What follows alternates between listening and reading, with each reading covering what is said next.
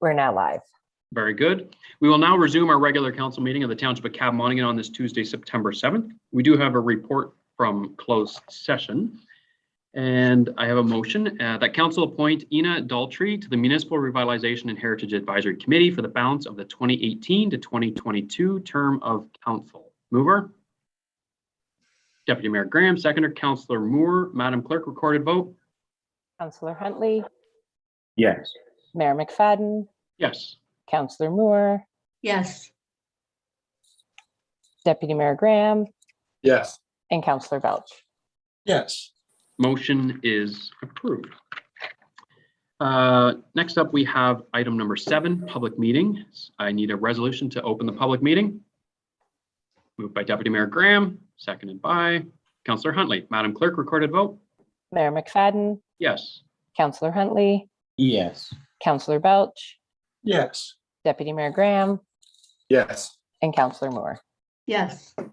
Motion is approved. We're now in our public meeting. First item 7.2, report planning 2021-43, 14 King Street West, Spencer zoning bylaw amendment. Ms. Ellis, welcome.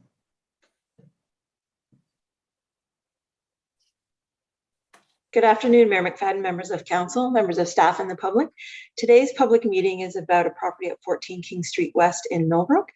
The application is a zoning bylaw amendment.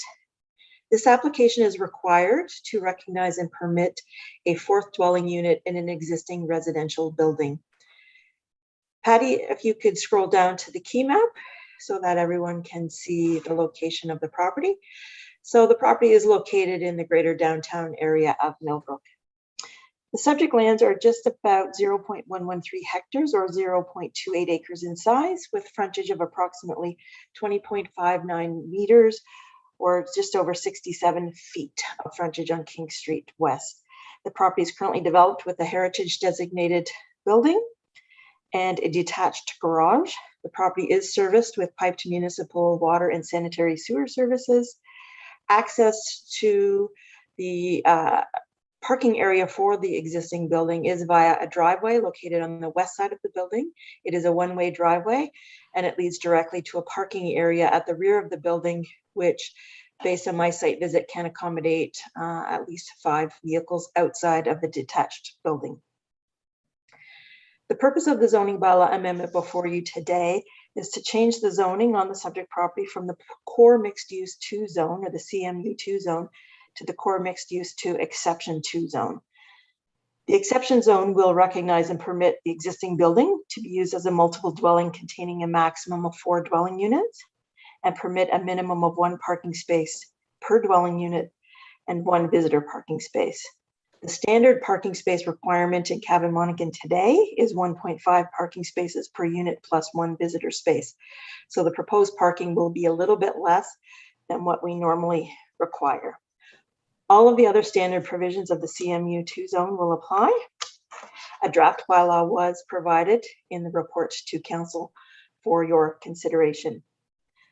As per the Planning Act, notice of this application was circulated by first-class prepaid mail to all assessed persons within 120 meters or 400 feet of the subject property, and a sign was posted on the property.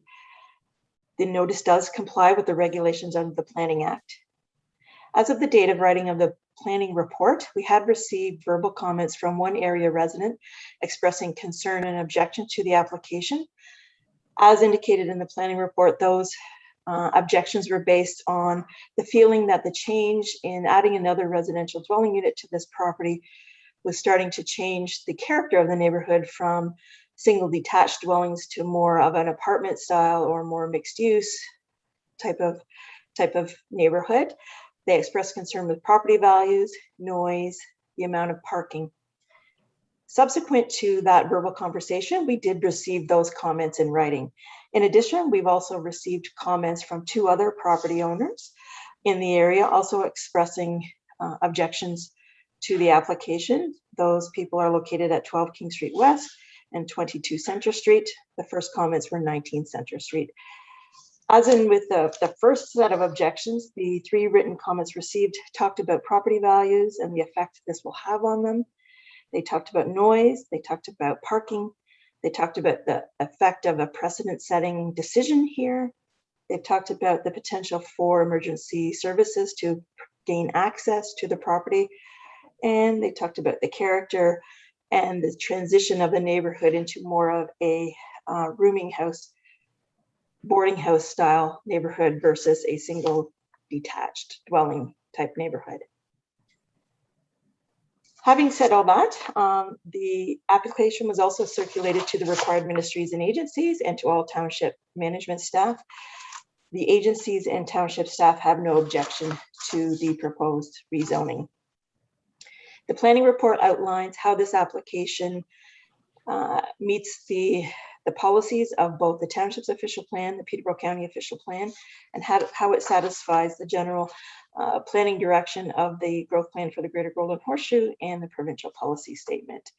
So in staff's opinion, the application does conform to the planning policy framework in place today.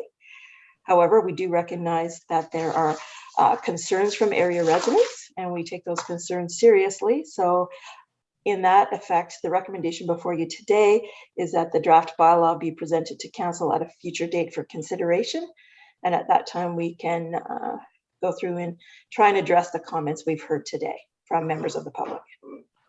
Very good. Thank you very much, Ms. Ellis. Any questions or comments from members of council on this application? Deputy Mayor Graham. Thank you. And through you, Mayor. Thanks for the report, Karen. Just 2 points of clarity and then a question. There are 3 existing dwellings within the unit currently, correct? Through you, Mayor McFadden, to Deputy Mayor Graham, there are actually 4 existing dwelling units. The existence of the 4th dwelling unit came to the knowledge of township staff when emergency services went to the property. At that time, we learned of the 4th dwelling unit. There is no record of any building permit application being issued for the construction of the 4th dwelling unit. So should council approve an application to recognize and permit the 4th dwelling unit, building permits will still be required. Okay, that answers a couple of my questions. With regards to the correspondence received, I noticed that they weren't included in the report. Is that part of the catalyst for bringing this back again at a later date? Through you, Mayor McFadden, to Deputy Mayor Graham. The catalyst was when I was drafting the report, I did have a conversation with an area resident about concerns about the application. I'm going to be honest, we had a very frank discussion about some of the issues that they've presented. And I said it's very difficult for planning staff to kind of address some of those comments when we have knowledge that the 4th dwelling unit has been in existence in this location for quite some time. We just didn't know about it. And to the best of my knowledge, we haven't received any complaints. However, having said all of that, the purpose of a public meeting is to really hear comments from members of the public about an application. And I want to make sure that everybody gets a chance to have their say, ask their questions, and determine if, in fact, there are things that can be included in the zoning bylaw amendment that might help deal with some of the concerns. I have checked with other staff here to determine what, in fact, how long that 4th dwelling unit has been there. And we believe it's in excess or around about 20 years. Oh, wow. So it's been there a long time. And I can confirm for you at the same time that we have gone back to check the last 2 zoning bylaws. So that would have been the Township of Cavan, Millbrook, North Monaghan bylaw from 2004. And we went back to the bylaw before that, which was the Village of Millbrook bylaw from 1991. In both of those zoning bylaws, the property was zoned R4, which would have permitted an apartment dwelling. So I guess one of the key takeaways from this example is that the 4th dwelling unit has been permitted on the site since 1991. So they could have had it if they had applied for a building permit. They did not do that. So now we find ourselves in a situation where the township has gone in a direction of trying to promote more mixed use in terms of commercial and some residential, And so the fourth dwelling unit is no longer permitted, and that's why they need the rezoning today. Thank you for that clarification, Karen. Very good. Thank you, Ms. Ellis. Thank you, Deputy Mayor Graham. Any other questions or comments from members of council? Okay, seeing none, then I will turn it over to members of the public. Any questions, comments from members of the public? There is a waiting room, and if you either raise your hand, then I can see, and our clerk will let you in to speak. We have nine attendees present. If anybody is wishing to speak, questions, comments from members of the public, now is your opportunity. I'll take it a little bit longer just in case people are having an issue trying to find the raise hand button.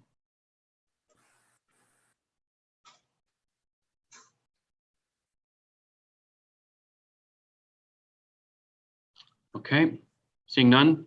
Madam Clerk, do you notice anything? I don't see any hands raised. Through you, Mayor McFadden, no, I do not. Okay, very good. Then it goes back to consideration of the report. Unless any members of council has anything specific, my suggestion would be just to receive the report and accept the recommendation, which is to bring back a draft bylaw presented at a future meeting. Very good. Deputy Mayor Graham, Councillor Huntley, Madam Clerk, recorded vote. Councillor Moore, Yes. Councillor Belch,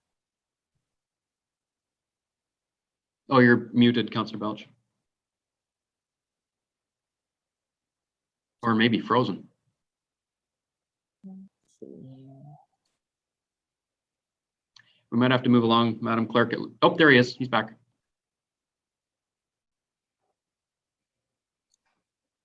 through you, Mayor McFadden, I just sent a notice to him just to unmute if he is able to. Okay. Plan.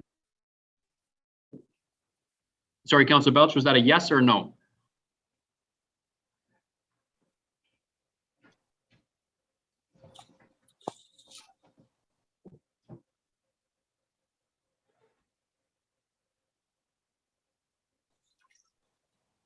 All right, Madam Clerk, maybe move along. Next. Okay, Councillor Huntley, Yes.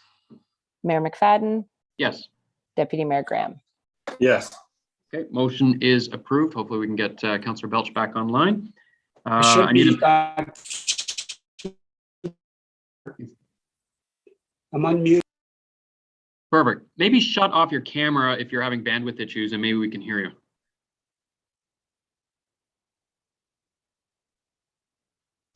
I do need a motion to close the public meeting. Deputy Mayor Graham, Councillor Huntley, Madam Clerk, recorded vote. We will see if we can get Councillor Belch here. Deputy Mayor Graham, Yes. Councillor Huntley, Yes. Councillor Moore, Yes. Councillor Belch, Oh, you're muted again.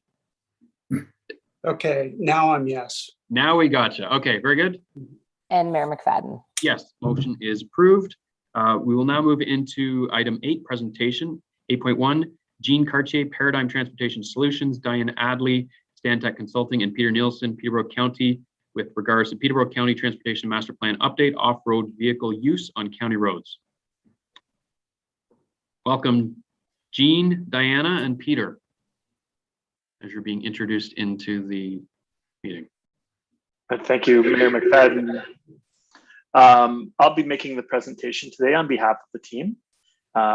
As mentioned, we're here today to speak about off-road vehicle use on county roads. It's an element of Peterborough County's Transportation Master Plan update.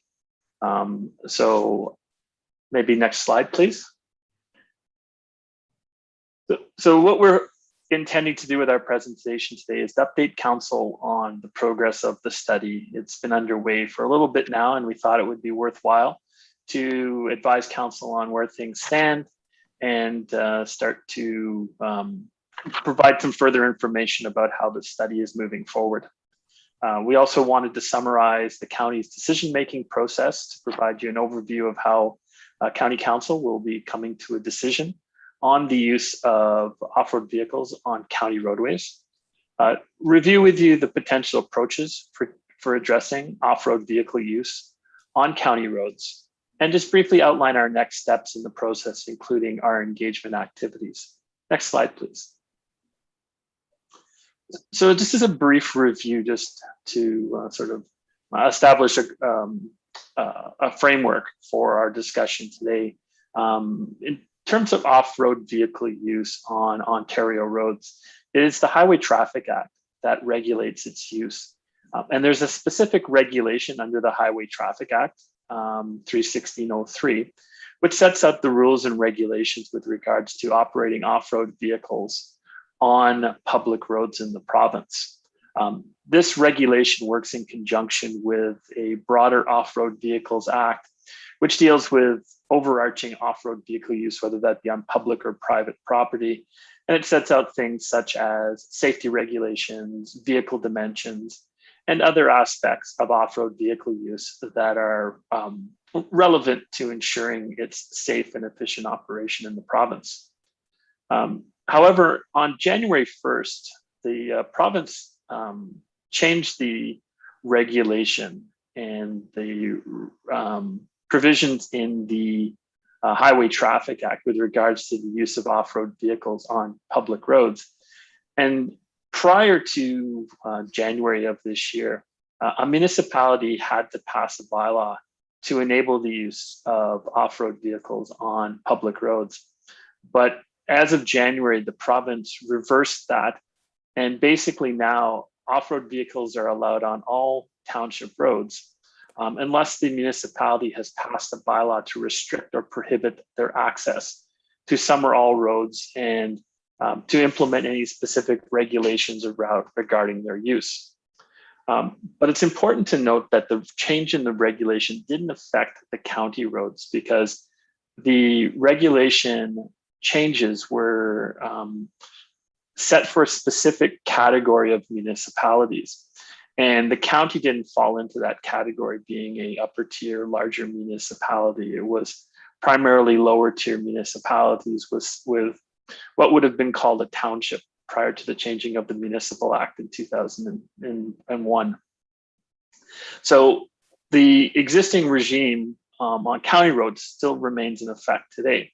And they can't, ORVs can't be used on county roads unless the county has passed a specific bylaw to enable their use. Next slide, please. So when it comes to ORV bylaws in the county, the different lower tier municipalities have some slightly different approaches, which we thought we would just summarize for the benefit of council. So obviously yourselves, you've passed a bylaw that does not permit the use of off-road vehicles on your roads at this time. The Township of Douro-Dummer has a bylaw in place that allows off-road vehicles on 2 of its road sections, whereby the townships of Havelock, Belmont, Methuen, North Kawarth, and the municipality of Trent Lakes have all passed bylaws that allow ORV use on all of its roads. And currently the county has an off-road vehicle bylaw that allows vehicle use on 11 of its road sections within Havelock, Belmont, and Methuen, but nowhere else within the county. I also thought we should point out that the other 3 municipalities, Asphodel, Norwood, Autonomy, South Monaghan, and Selwyn, don't currently have ORV bylaws and are to a certain extent awaiting the outcome of this exercise to get a better sense as to where they may wish to go forward from an ORV bylaw perspective. Next slide, please.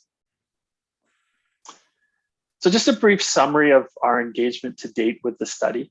As I mentioned, we've been underway for about a year. So we did our first round of consultation last fall, late summer, early fall, with the notice of commencement and an initial survey to get information about specific issues and locations of ORV use in the county.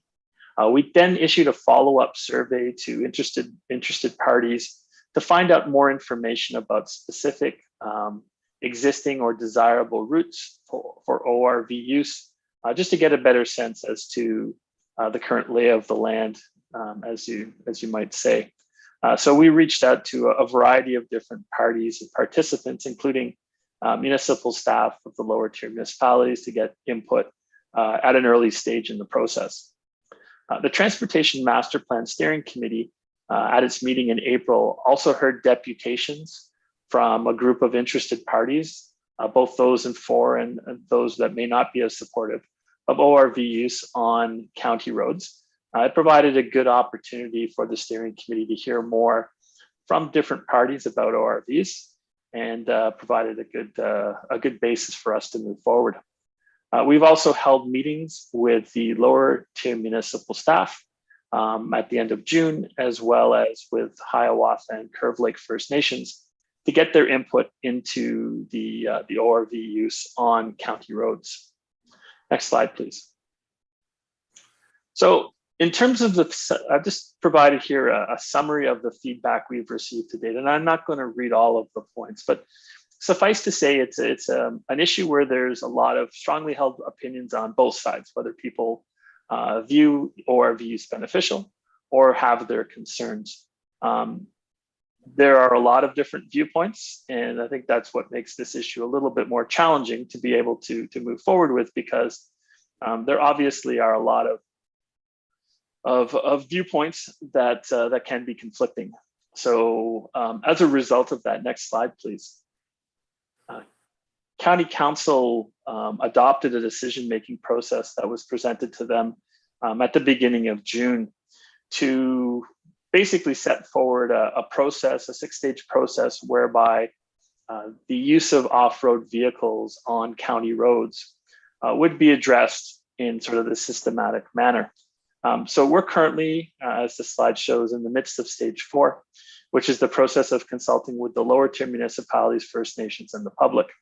And really what we're trying to do is get some feedback on the potential approaches, which we'll talk about in a second in a little further detail, and to hear feedback on potential implementation considerations. So as part of this stage, we're doing a series of presentations to all of the lower tier municipal councils. And we're going to be getting underway with an online public consultation process later this week.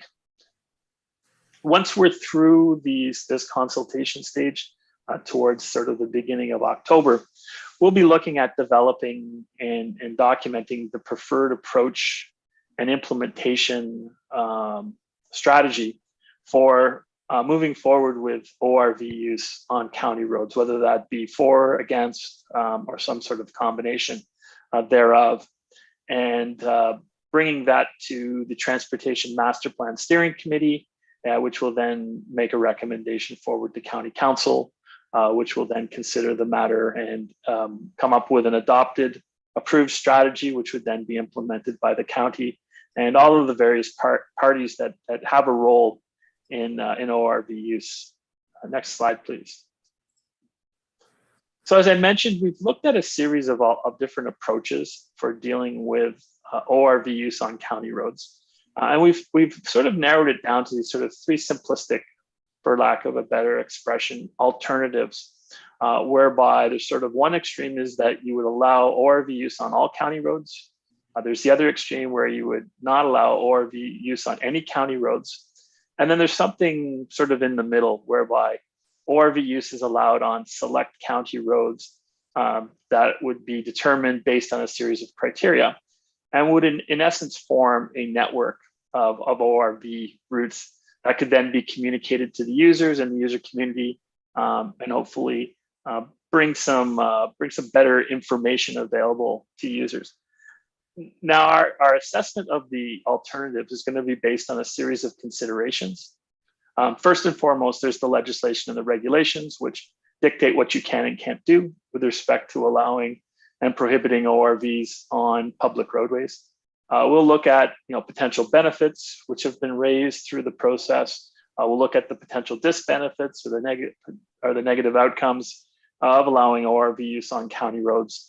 And we'll take into consideration other factors such as enforcement impacts to property, and the need for infrastructure upgrades in some locations to facilitate the use of ORVs on county roads. Next slide, please. So at this point, you can appreciate that alternative 1 and alternative 3 are relatively straightforward from the perspective of if you allow them on all roads, they would be allowed as of right on any road. Whereby if you prohibit them on all roads, again, relatively straightforward to communicate that and establish that. So as part of this exercise, we're also looking at if alternative 2 were the selected alternative, whether that comes forward as recommendation or direction from County Council. We want to be in a position to be able to articulate the select county roads that would be appropriate for use for off-road vehicles. And it helps in establishing this network plan. So the process that we've been following, again, no decision has been made to head in this direction, but we wanted to make sure that our consultation evaluation process that we were going through could be as fulsome as possible so that we didn't have to go back a subsequent time. But what we wanted to do is come up with this network. So we've set up these 5 steps that we've gone through to come up with a conceptual network. Firstly, being setting a series of evaluation criteria and factors that are both quantitative and qualitative. That'll enable us to compare the various county road segments for their suitability for use for ORVs. We do that through taking a variety of geographical information system or GIS and traffic data, develop a database, and then we score the various roadway segments on the basis of those criterion factors. And then we work in the qualitative nature. Is there some element of the environment within which this road segment sits that doesn't come out through the numerical evaluation? Is there a good reason for it to be a connection or not to be a connection? And then finally, take all of this information and come up with this conceptual network plan, which if you could move to the next slide, please, which we've done for the county. And we've shown here a blow up of the conceptual network plan within the township. Again, this is subject to further review and input, assuming that this would be the recommended alternative, which we haven't as of yet made that assumption. So you can see that there's some small sections of routes on county roads within the township under this alternative. Next slide, please. So as I mentioned, we're still collecting information, still collecting feedback from parties and participants that have an interest in ORV use on county roads. And there are a number of issues that are still under review through this period of consultation that we're going through. First and foremost is the extent and configuration of the network. So we're taking input on, if alternative 2 was selected, does this network work, make sense? Are there things missing, things that should be removed? Those sorts of matters that we are still taking input on at this stage. Something that we also have to take into consideration of is the state of the county's county road network shoulders, because in most cases, ORVs are going to operate on the shoulder areas. There are some locations where they may operate in mixed traffic, but on some of the higher volume roads, for example, if they were permitted to be used in those locations, then there may need to be upgrades to the shoulders to facilitate their use. We also note that there is no signing, pavement marking, roadside safety standards or guidelines yet in the province that help to distinguish or help to provide guidance to the various users within the roadway of ORVs. Most of the signing is oriented to the motor vehicles on the roadway. There's also signing that's more oriented to, say, cyclists or pedestrians. But there isn't anything specific per se to ORVs at this point. There are some workarounds that could happen, but just for the purposes of consistency and providing good guidance to all of the road users, we want to make sure that there is some consistency in different areas. Obviously, risk mitigation and insurance are big issues for municipalities. We want to make sure that the whatever direction the county heads in on this particular topic completely understand the various risk considerations. Also want to think about if there needs to be restrictions and the consequences of those for enforcement. And then finally, and certainly not the least of which, is the financial impacts to the county and its lower tier municipalities for permitting the use of or not permitting the use of off-road vehicles on county roads. So next slide, please. So just to close up in terms of our next steps, we have a series of these council presentations that have been going on since last month. So we're sort of about midway through at this point. We have a few more to do. As mentioned, we're in the process of lining up the next online public consultation sessions, which will become live on Thursday. Then based on all of the feedback that we received and the technical analysis that we've completed, we'll come up with a recommended strategy that will be presented to the Transportation Master Plan Steering Committee and County Council later this fall. So with that, Mr. Mayor, happy to answer any questions, and I would also reserve the opportunity to deflect the question to my colleagues if it's more appropriately within their bailiwick. Very good. Thank you very much for the presentation. Any questions from members of council?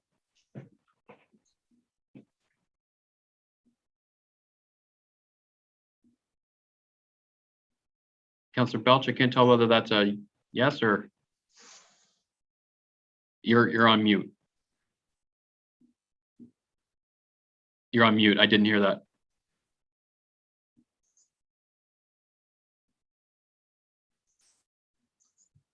There you go. Go ahead. Just wondering if the groups that you've been dealing with, are you getting a sense right now of whether there are places like South Monaghan or the other three municipalities are thinking of putting in the bylaw that would allow for driving on county roads? Go ahead, Gene. Yes, thank you, Mayor McFadden, through to Councillor Belch. So I guess at this point in time, Councillor, it's the decision to permit on county roads would be at the county council's discretion. The bylaws that the lower tier municipalities would be passing would be to allow them on their roads that are under their jurisdiction. At this point in time, interestingly enough, we haven't done our presentations to those three. They're still on our list to get through. So we haven't really heard any feedback from the municipal councils. The staff of the municipalities have provided initial feedback. And there tends to be sort of a variation at this point in time in terms of the views on it. But I think there does seem to be some recognition that there probably needs to be some connectivity between trails where there are trails. But, you know, sort of the specifics of all of that haven't been detailed out at this point. Thank you. Very good. Other questions? Councillor Huntley.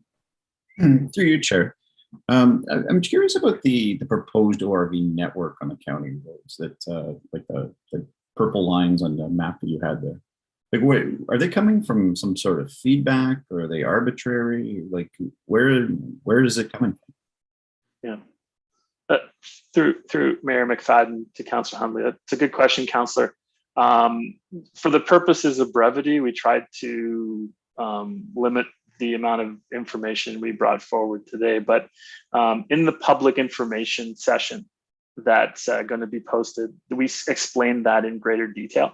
But sort of in a nutshell, it's a combination of a few things. One is feedback that we've received from participants on likely locations for ORV use.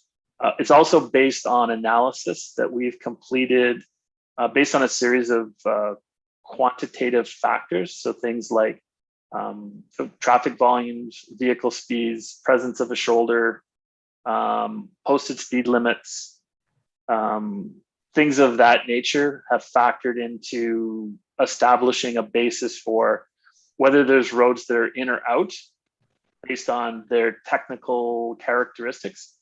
And then, as I mentioned, there are a series of qualitative factors that we look at that look at things like connectivity between locations, whether it leads to a built-up center that there may be some use from,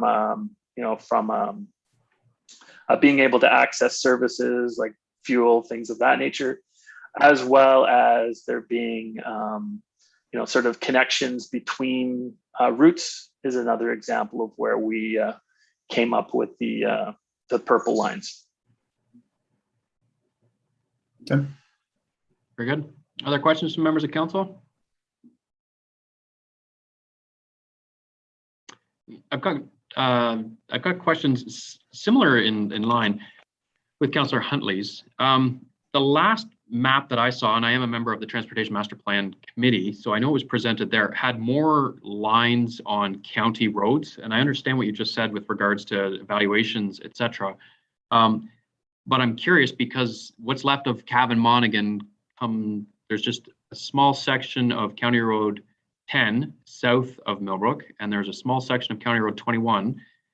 And unless I can't see the marks, that's it in Cavan Monaghan. And then it connects to a small piece in Etonaby South Monaghan, which ends up in a dead end and doesn't go anywhere. So I guess my question is, there used to be actually a network of going through the township, which would meet the network compatibility, but now we're left with a small section, which I don't see where it goes. Thank you for the question, Mr. Mayor. I'll ask Diana Adley from Stantec to provide a little bit more information with respect to the refinement of the network that's occurred over the last couple of months since you would have first seen it at the Transportation Master Plan Steering Committee. Yes, thank you, Jane. So as we've been consulting since we made that last presentation, it's based on the feedback we received from county staff as well as township staff. I can't recall specifically which area of change there was, but I do know at the east limit there, the intent was to connect to County Road 2 on the east side or in the west end of County Road 2, east of, I think that's Wallace Point Road. So those are Etonaby South Monaghan Township roads, and they currently do not have a bylaw in place based on my understanding. So which means that ORVs would currently be permitted on those roads. I guess my concerning part is we already heard that those townships are waiting for the feedback from this to determine which roads are open. So we can't assume they're going to be open. And if they're closed, we've now got a route that doesn't do anything. The whole point was some connectivity, and it doesn't go anywhere. So you're either connected or you're not connected. I don't see why you would encourage somebody to take a ride out to the end of that road and then turn around and come back. And we can't make the assumption that OSM is going to permit it. They just haven't made a decision. And I believe it was stated earlier on, that's because they are awaiting the outcome of this. So I don't know. I'm concerned because it went from a lot of roads to basically, in Cavan Monaghan's perspective, a couple of useless roads because it doesn't get into the village, it doesn't connect anything, and it doesn't go anywhere. So that's a pretty significant change of direction. And I can see where this is going. This is going nowhere if those are the two roads up for consideration in Cavan Monaghan. So the removal of, sorry, if you're receiving feedback, I'll turn my volume down. Through Millbrook itself, I think there's quite a constraint, and I think that was the observation there. It's very narrow, busy community. So the intent was to reach the east limit and go south towards the trail network to the south, or south and west. Yeah, but I guess my concern is the trail network is in the bottom southwest corner. So a line to Chalice doesn't do any good unless the roads are open south of Chalice, which is a county road in Northumberland or Hope. But if that's not open, then that doesn't actually go anywhere. I believe. And the initial investigation did all of the measurements. And from that, there was a small section of Tupper, ironically in front of the gas station, which didn't qualify, but the rest did qualify. And that was a very measurable and analytical assessment, which I can appreciate. But we've gone from something that was analytical to something that, in the opinion of county and township staff, they're all gone. So I'm missing that leap of faith that went from everything to nothing. And I really appreciate the analytical approach because I think that's necessary. But simply stating that the roads are too narrow, that doesn't cut it because they're all different widths. And so that was already captured in the analytical assessment that was done in a previous iteration of the Transportation Master Plan.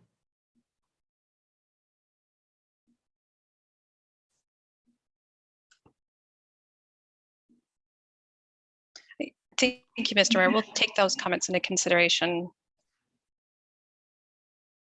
Okay, so this is what's going to go out to the community. And basically, from a Cavan Monaghan perspective, there's a 2 roads under consideration, and that's where we're at. And we have no justification in an analytical approach as to why the other ones were removed. They're just gone. And that's what we're going to present across the entire county.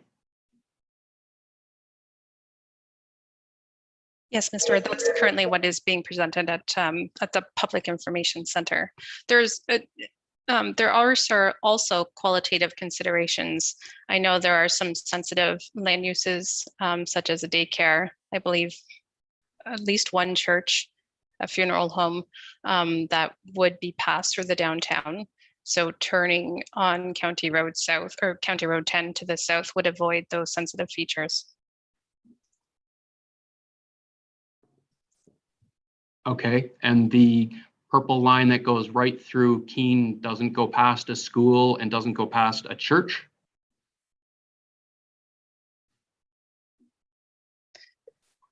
That I would have to confirm, but it sounds like that may be the case, yes? There's a public school right on that road. Okay, okay. So I guess my point is you did a fantastic job in your initial analysis, which I could get my head around because it was an analytical approach to it. And I understood the scoring, but you've taken a leap of faith over to something that suddenly it's a significant change, and I'm struggling to understand the basis for that assessment. And I haven't heard anything that's a compelling reason.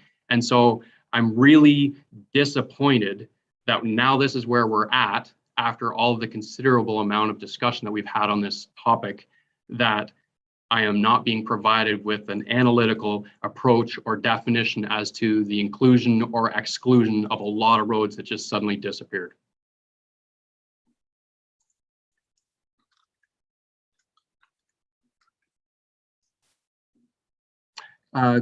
Mr. Nielsen, and your hand's up, and your microphone is muted, just an FYI.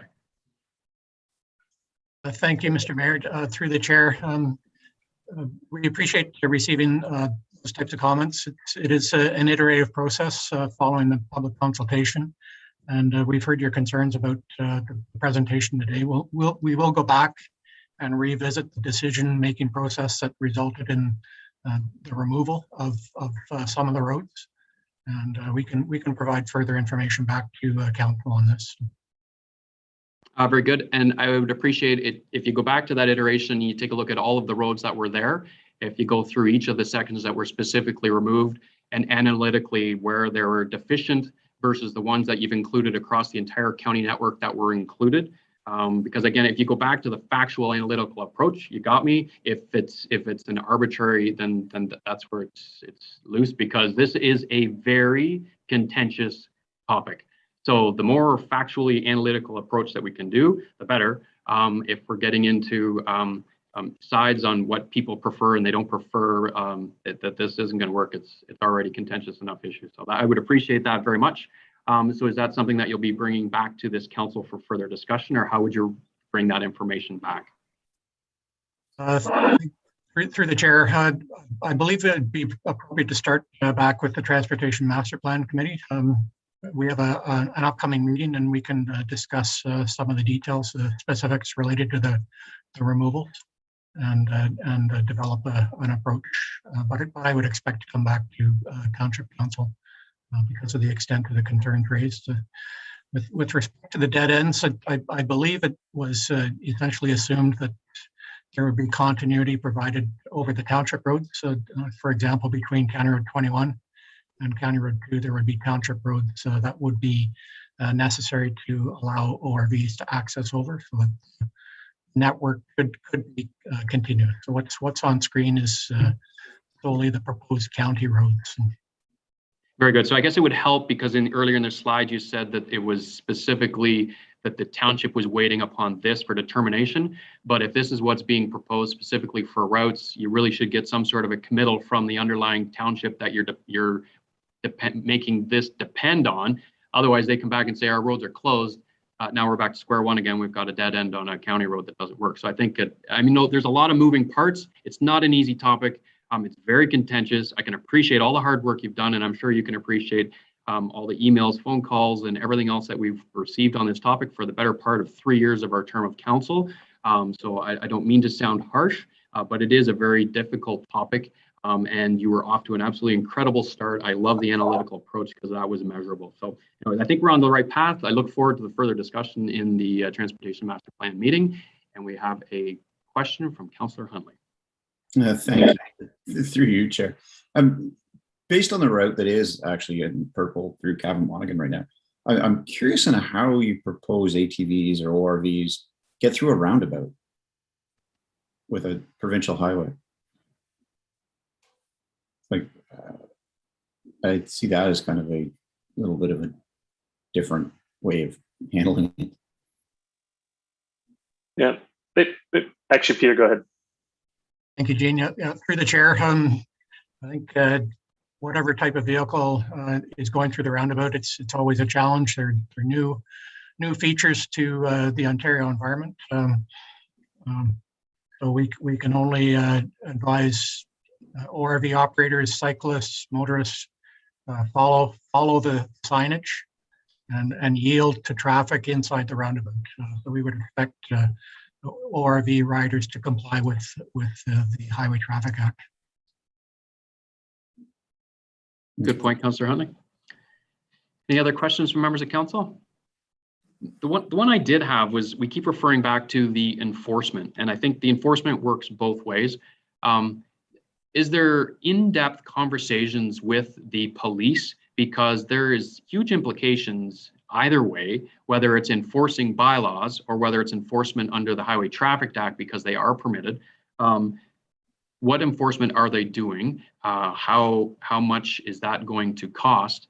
And is it realistic when it comes to the enforcement? Because I've been listening in on both sides of it. I get calls all the time about police being called out, more specifically to the township roads, but it becomes an enforcement nightmare trying to enforce it. But at the same time, if they're opened up, you're going to still have the same idea. So I think it's really important, especially given that the county isn't paying for the policing costs. That's a lower tier expense.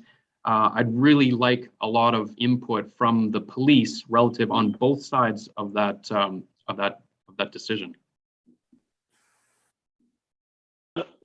To you, Mr. Mayor, the dialogue with the police has been ongoing, and all of these sort of issues are being raised. We haven't had a final conversation per se, and part of this consultation stage is to get feedback from them as well.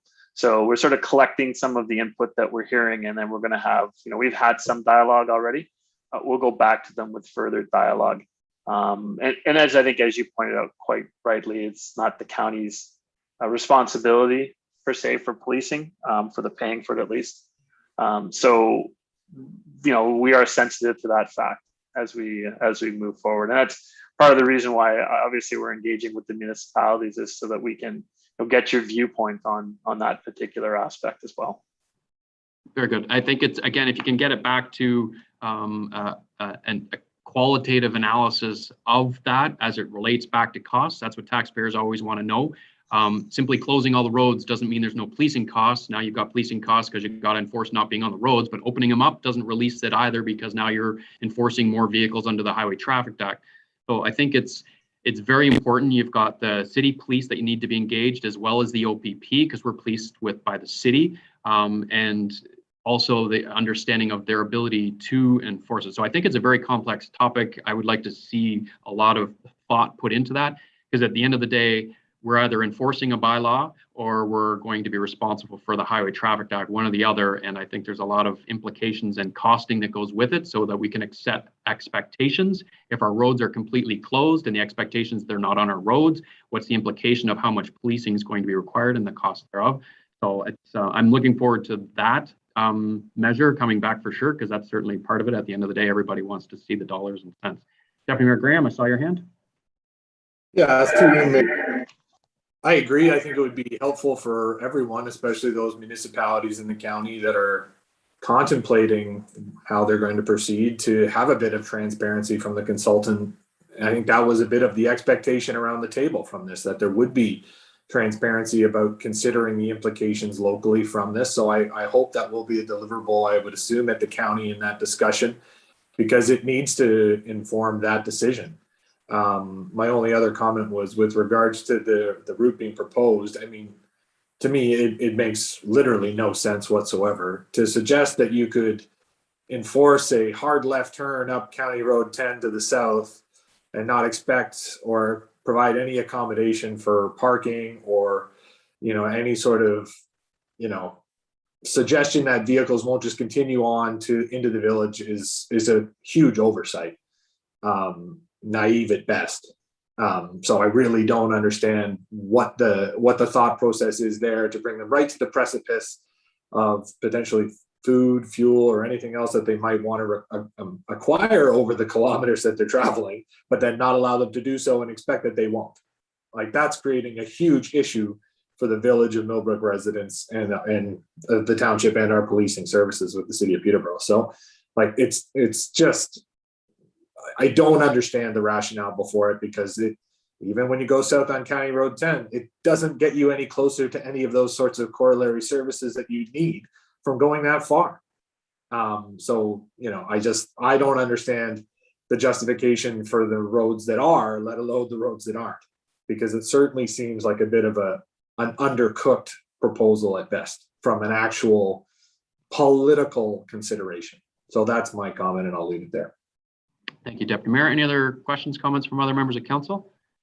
I guess one question from Deputy Mayor's point that he was just made is well taken. County Road 10 heading south to Hope with Northumberland. Does that actually connect with a road that's open? Have they already made a decision on that, or are we awaiting a decision on that? And again, that's County Road 10 south outside of the County of Peterborough. Is that open?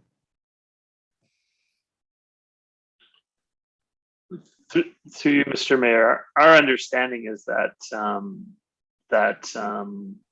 there is ORV use on the roads in the township, but we'll double check that just to see that nothing has changed sort of in the intervening period between our last investigation and going forward.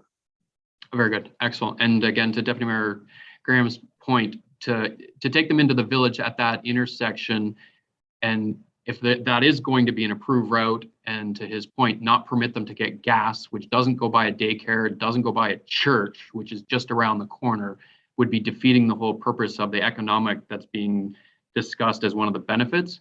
And quite similarly, there's 3 or 4 little restaurants right there as well, which again have nothing to do with a church, have nothing to do with a school. So again, some tweaking on it, whether you're for or against it. Just apply another filter. And I think we're heading that right direction. I think we've got it. I think you've heard concerns and questions loud and clear, and I'll look forward to this coming back to the Transportation Master Plan Committee, and then back to our council. There's no other questions. Oh, Deputy Mayor Graham. Yeah, sorry, Mayor. I just thought I'd provide a bit of clarity with regards to my earlier comments as well. Is that there was overwhelming a lot. How would I say it? I'm going to get it correctly.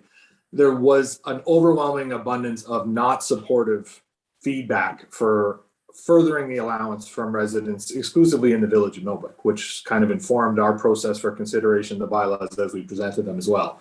So let that be clear that we're also, that is a part of that comment is not like, well, you got to let them in because these are the things that you're saying they need. You're also bringing them to the precipice of an area where it is not supportive of further allowances in any way, shape, or form by the vast majority of feedback that we as a council all have received throughout the considerations throughout the years. So that, that's the other layer of the context to provide. I just want that to be clear. I guess I can't let that one go because I'll say, quite frankly, it's a 50-50. We can get into discussions on which way the numbers go. We got overwhelmed by letters that want it, and they quoted some ridiculous 80% number. We get all this feedback, negative. We don't want it in the village. So I don't want to weigh into that one. I'm going to leave it up to the consultants because, quite frankly, I don't want my inbox filled with those that are for it, those that are against it. I don't want to get into that. So I'd turn it back to the consultants. We didn't overwhelmingly hear from anything on anybody because everybody's filled our inboxes and called our phones and everything. And I'll go back to the point. This is a contentious issue that people have dug their heels in on. And let's leave it at that and look at all the considerations, but I would prefer to go back to something that's more analytical and whatnot. And if the politicians get it wrong, I'm sure we'll hear about it in a year's time in the next election. Any other questions? If none, I want to thank everyone for your presentation. As I say, we'll look forward to some of the feedback of the Transportation Master Plan and an update as it moves forward. It is not an easy task to the consultant to go through this. It's not a new topic. It's very contentious. I appreciate all your efforts that you've done. There's no right answer. You are working very diligently on bringing it forward. And thank you. You can tell just from the questions that you've received today from our council how in tune our municipality is and all of the comments that we've been receiving back. So thank you for taking that into consideration. And I'll ask for a motion to receive that presentation. Deputy Mayor Graham and Councillor Huntley. Madam Clerk, recorded vote. Through you, Mayor McFadden, just for clarification purposes, would you like us to include anything in this motion about them reporting back to council after they've met with the Transportation Master Plan, or just leave it? I would go to Mr. Nielsen. Are you coming back to our council? I understood that you were, but if you'd prefer it to be in a motion requesting you to come back, we can certainly do that too. Thank you. Through the chair, it would be beneficial to have that statement in the resolution just for administrative purposes. Very good. Wonderful. Madam- Through you, Mayor McFadden, Thank you, I've Madam Clerk. created a little one that just says that a report back to council after meeting with the Transportation Master Plan to do a review of the roads that were removed with an analytical approach and to report back on the costs for enforcement implications if roads are open or closed at the local level.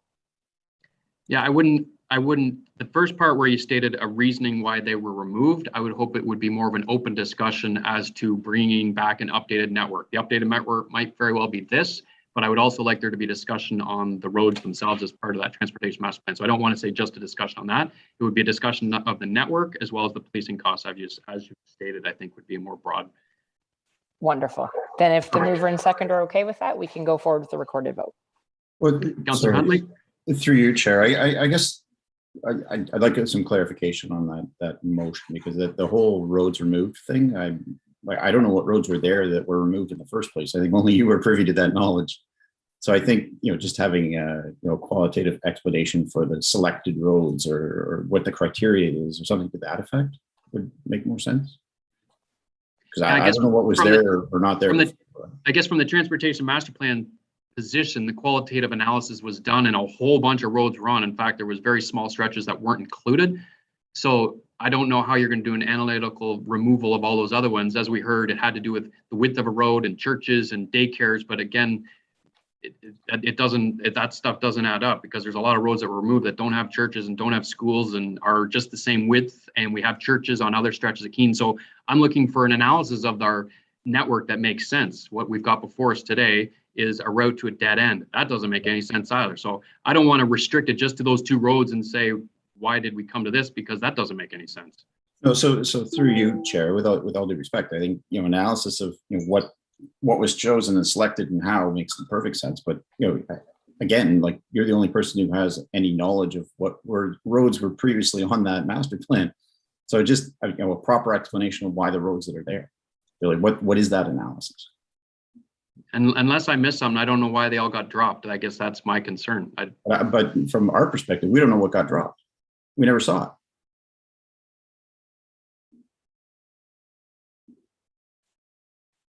Yeah, I'm stuck. What if we say an explanation and analysis on the selected roads to build the approved network or the proposed network? I think that's more logical. And the enforcement costs associated? But I think it's fair to say we got 5 members of council that aren't pleased with the current network that's being proposed. So why are we getting them to come back and justify what they have? Because quite frankly, it doesn't do anything. It's a route to nowhere. You can't get into the village. You send them into the village. I don't understand the purpose of it. I don't want justification of what they have. They might as well take the whole thing off the table. They don't have anything. We have no justification to connect to the south. I didn't think, I thought that there was going to be more analysis of a network, whether it's 2 roads or more roads, whatever they put in here. Let's see it. Like, we can't go every road in the township and figure out why it's not acceptable. No, absolutely. But what I'm looking for is for the transportation master plan to listen to what we've had to said today. They'll have an analysis and then come back. I'm not looking for just a justification of why those are the only two roads. I want a complete analysis done, and the next map that comes back may or may not be different. It might not have any roads on it, or it might have more roads on it. But what I'm saying is I don't want justification just to leave those two roads on it, because it's fair to say none of us like the two roads that are on it, whether you're for or against it. It doesn't do anything. So getting justification for those two roads, great. You got 5 members of council that aren't happy with the 2 roads that are on it. So we might as well hit the reset button and go back to the committee and have justification for a network that comes forward with the input that they've heard today. So through you, Chair, again, like I think what I'm saying is whatever comes back, let's see the justification for it. Like whether it's roads, more roads or less roads. Absolutely. That's what I was asking for. Yeah, absolutely. That's what I was asking for. I don't want those 2 roads coming back with justification. I'm saying do an analysis of it and come back with something, which may or may not be that, but let's do an analysis of the network and bring it back. Right. Okay. How did you capture that, Ms. Page? I think exactly the last line you just said, a justification and analysis of the network that's being proposed. Right. Deputy Mayor Which Graham? will be after the conclusion of the transportation master Yes. plan feedback that's been received, yes. Deputy Mayor Graham? I guess I'm just trying to understand, through you, Mayor, I'm just trying to understand a bit of this consultant's, like how they're moving forward, right? So it was a bit unclear with regards to what feedback they were looking for from our council today. We're clearly giving it to them, whether it's directed or not. I guess my question is, with this hypothetical, like it seems as though the approach, as I understand it, is we're going to go on the road show. We're going to hypothetically show a very sort of high level purple map with different roads on it in your township. What do you think, township councils? And so obviously if there's fictitious feedback or for or against in different components throughout the county, is that going to inform a future iteration of a proposed network? Or is it not? Have you done the work and this is the proposed network? Or are you still taking feedback on what a proposed network is, and then at some future date, you'll be presenting that based on all the feedback? I just kind of don't understand exactly when or how this is going to be evolved into a final thing for I guess the third option that the county will then decide. Because if it's not going to be endorsed by some of the municipalities participating, then you don't have a network, to the mayor's point about the route in OSM. Then you don't have an option to consider.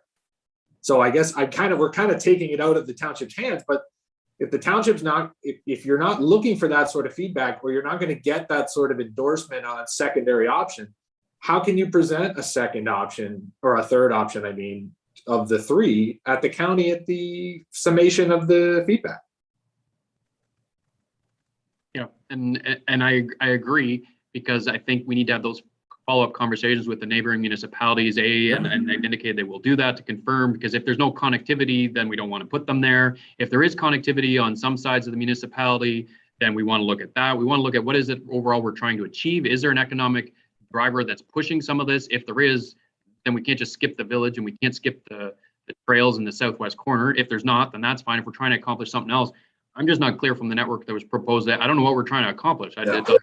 So I think if we're all in agreement on something, it's that we don't like what's before us today. And I think the consultants heard us loud and clear, and they're going to do some more work. They're going to tidy up some loose ends. And to the consultants and Peter, this isn't an easy topic, and I really appreciate that, because I've been dealing with it for the 11 years that I've been on council, so I understand that, and you definitely have your hands full trying to go through all of this, and there's so many moving parts, because there's neighboring municipalities which are in the same position, and they haven't made their decisions up either, so I can appreciate it. So as long as we're just open to doing an analytical review of what we've got, what's not there, bringing back hopefully feedback from neighboring municipalities, going back to the basics of trying to create a network. And where a network can't be created, then we're not going to have anything open. If we can't connect anything, then we don't want to just open up sections of road so people can run up and down a road. That's nobody wants that, including the riders. So I don't know. I think we've encapsulated enough, unless there's any more. Madam Clerk, I believe you've got it well stated. Maybe state it again for our mover and seconder to make sure they're on board. So the council received for information the presentation regarding the Peterborough County Master Plan update, off-road vehicles, ORV use on county roads, and report back to council after meeting with the Transportation Master Plan Committee, providing the feedback received today. We can put today's date. Report back on the justifications and analysis of the network that is being proposed, and report back on the associated enforcement costs. I think that's pretty good. I would just add just township council at the one spot when you said council, so there's no confusion of which council you're referring it back to. So just township council. Other than that, mover and seconder, are you okay with that? Yes, I have Deputy Mayor Graham and Councillor Huntley, if both are still. I got a in couple support. nods, I think. Yep, got a nod and a nod. Okay, good. Madam Clerk, recorded vote. Councillor Belch, Yeah. Deputy Mayor Graham, are you shaking? I was just hoping, I was Hear me? looking to an answer for the question about the process from the consultant. I'm fully, the motion's still good. I just wondered if there is any comment to that question. Go ahead, Gene. Yeah, certainly through Mayor McFadden to Deputy Mayor Graham. So currently the approved process by County Council is that we do our consultation now. We put together a recommended strategy, present that to the Transportation Master Plan Steering Committee, and then that goes to County Council for approval. I think you've raised some important questions today about the necessity for a feedback loop before we present it to the Transportation Master Plan Steering Committee, County Council, and we'll discuss it with county staff and bring it to the attention of the Transportation Master Plan Steering Committee at either their meeting next week, or there's going to be another one that we'll be looking to arrange in the near future to discuss this. And I think there's going to be lots of feedback. Deputy Mayor, I think you've made a good point.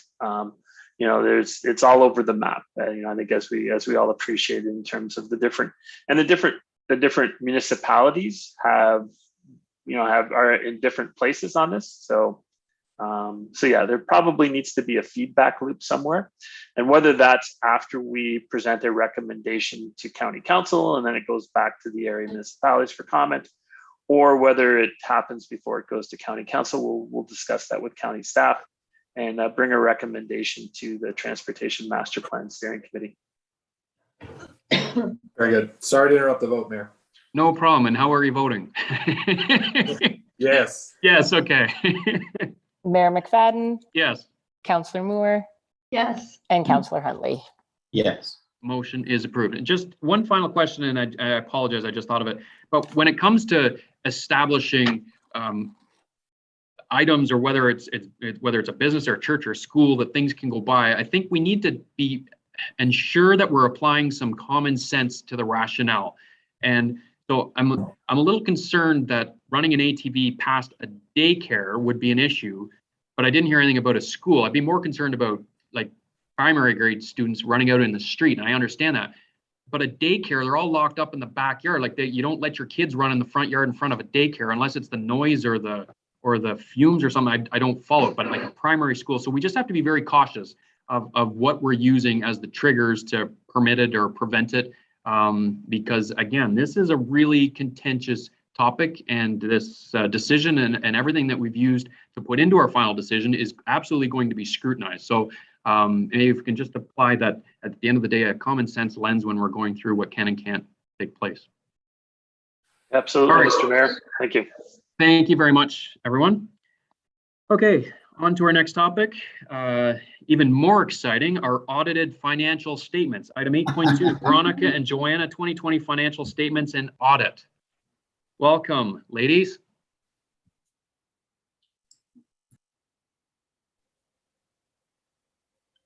I see Veronica is there. And Joanna, you're both on mute. Here you come. Excellent. I hope you There we can go. top that excitement that we've just had. You guys have quite the agenda today. You'd think you'd kind of massage it a little better there. Well, now we can bring the exciting numbers to you. And obviously, we're really happy to be presenting the 2020 audits. And I hope everyone, I think we've kind of pulled everything together, and we're happy that I think 2 months after we presented the 2019, here we are with the 2020. So thank you very much for having us today. As we've done in the past, I'm going to start the presentation and then Veronica will jump in to discuss the numbers. So thank you again.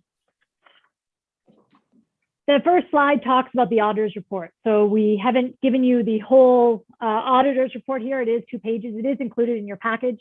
What we've provided here is the most important paragraph, and that's the second paragraph of the report that says, in our opinion, the consolidated financial statements present fairly in all material respects the financial position of the township at December 31st, 2020. So they are in accordance with the Canadian Public Sector Accounting Standards, and they are consolidated, including the library board statements. The one thing to note is the library board statements have not yet been approved by the library board. They'll be going next week, I believe. So they are not yet included in your package, but the numbers are consolidated within your statements. Then we go through the audit procedures that we do on the next slide. Thank you. As in the past, we review council minutes, we do substantive testing. So we do random sampling, we do analytical review, we look at management estimates. We look at your specific systems, including related control testing, the main systems being the money going in, coming in, the money going out through regular disbursements and payroll, and the journal entries. So the entries that are used to adjust the numbers within your balances. We are almost complete. The audit is almost complete pending council's approval of the financial statements. And then after that, receipt of the signed representation letter and receipt of the legal letters. So we send confirmations out to your lawyers to confirm that there's no legal matters that need to be either disclosed on your financial statements or recorded within the numbers there. We didn't have any significant difficulties encountered during the course of the audit. Obviously, we were able to turn this around pretty quickly. Now that management has a good working knowledge of the capital asset system, that definitely makes a big difference for sure in the timeliness of the audit, and I see that going forward as well. We didn't have any changes to the audit plan, no disagreements or difficulties with management, excellent cooperation, and we were able to do some of our audit work on site, which was definitely a lot more convenient for everybody involved. There are a few uncorrected audit differences. In total, they only amount to $2,300 when we kind of net them.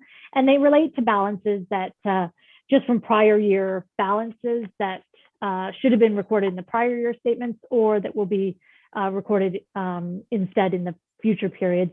They were not anything that we felt needed to affect our audit opinion. So we can still give you the clean auditor's opinion, but it is required to let council know about those items. But we don't consider them significant in any means. And now I'm going to flip it over to Veronica to talk about some of the numbers.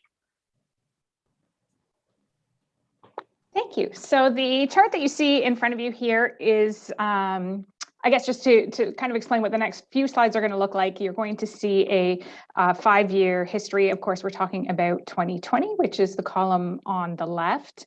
And this first one is your financial assets as at December 31st. So you can see that as in the previous years, your most significant financial asset is the cash that you have on hand in bank accounts. You do also carry investment accounts. And you do have some accounts receivable and your taxes receivable. And the statistic I know you're always looking for taxes receivable is the percentage of arrears at the end of the year as a percentage of the total amounts levied. And that is 10.1% at the end of 2020, very comparable to 2019 balance of 9.9% and basically right on the provincial benchmark of 10%. The following slide is the same information. The graph slides are read from left to right with 2020 in the right-hand column. So you can get a sense kind of the trend over the past 5 years. And as you can see, cash there in green is your most significant, and you can see the trend over 5 years. Following slide is your financial liabilities as at December 31st. You do always have some accounts payable and accrued liabilities at the end of each year, which fluctuates depending on the projects that are on the go during the year and the invoices and holdbacks that are outstanding at year end.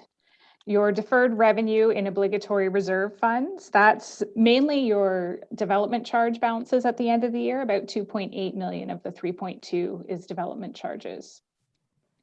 The other significant item, the most significant item dollar-wise, is your long-term debt. And as you can see, that's been declining over the past 4 years. That is the debentures related to the water and wastewater treatment plant. There's been no new debt, no additional debt during 2020. The following slide, again, is a graph to show those. The long-term debt there is in, I guess you'd call that brown. And then the deferred revenue, so the funds you have on hand in your obligatory reserve funds are shown in red, the second largest amount in 2020. The next slide is your net financial assets. So your financial assets less your financial liabilities gives you your net financial assets, 8.2 million. So it's a strong positive balance there and has increased from the prior year. And you also have non-financial assets, the majority of which are your tangible capital assets. Those are shown at net book value, which is your historical cost less any accumulated amortization up to December 31st. And tangible capital assets includes, just as it says, anything tangible from land, buildings, vehicles, infrastructure, roads, water mains, any type of durable asset with a extended useful life. So the number at the bottom there, the 79 million, so I apologize, that is your accumulated surplus at the end of the year. And then we can go to the next slide. The consolidated statement of operations. So on this slide, we're showing you the total revenue and total expenses as shown on the financial statements, which are stated according to public sector accounting standards. So you'll see on those statements that there's a budgeted surplus of 513,000 and an actual surplus of 4.8 million. But of course, when you're setting your budget for tax rate purposes and for operating purposes, you don't budget to that number. You do budget to zero, and you're aiming to bring it to zero just based on your operations only. So down below, we show the reconciliation of the items that are either included in the revenue and expenses above, but would not be considered in your operating budget, or vice versa. They're not included above, but they would be. So those are things like capital asset transactions, transfers in and out of your reserve funds, principal repayments of long-term debt. Those would all be items that need to be reconciled out when you're looking at what your operating surplus was for the year. And you can see at the bottom, there's no balance either in the budget or the actual or the prior year amounts. Following slide. This just gives you an idea of the trends of your accumulated surplus, as well as the net book value of your TCA over the past 5 years. Those are closely related because a large portion of your accumulated surplus consists of the net book value of your TCA. So you can see there that those have both increased over the past few years. And then we also have the trend of your total revenues, total expenses, and annual surplus. And again, this is as per the financial statements, so based on public sector accounting standards, but you can see the trend of revenues in blue, expenses in orange, and your annual surplus in gray. And then that brings us to some more specific numbers from the financial statements. You can see there that you had budgeted revenues of about 14 million, and your actual revenues were about $17.4 million for the year. A large part, most of that difference is in the developer contributions earned line. And that's due to some developer contributions that had been previously earmarked for past capital projects. So there was a little bit for the water and wastewater, which has been cleared up during the year, as well as recreation DCs towards the CMCC. So those aren't budgeted for because you've already spent those funds on the project, and now you're repaying the project as those funds come in from the development during the year. This slide just gives you an idea of kind of the relative size of your sources of revenue. So I'm sure it's no surprise to you that the majority is your property taxation, which is about 57.1% of your revenue. Developer contributions and user charges are also significant sources of revenue for the township. And then similarly, we have the expenses for the year. You had budgeted about 13.5 million and your actual was about 12.5 million at the end of the year. And going through there wasn't any like one large, expense that was carried forward or large items that were under budget that really we can pinpoint as, really contributing a large dollar amount to this. There were, some savings due to COVID. You saw a bit of a reduction in user charges and related reduction in expenses, for example, in recreation. Just as one example of one of the changes for the year. And this graph shows you the relative sizes of your types of expenses. So transportation being your largest source of expenses, environmental services and protection also being quite significant to the municipality.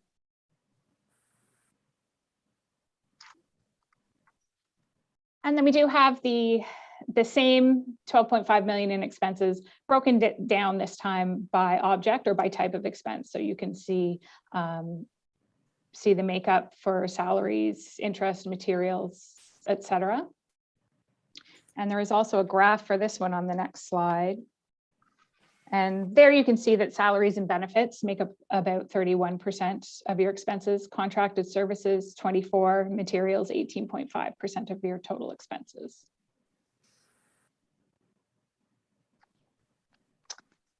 And at this point, I will turn the presentation back over to Joanna for the remaining slides.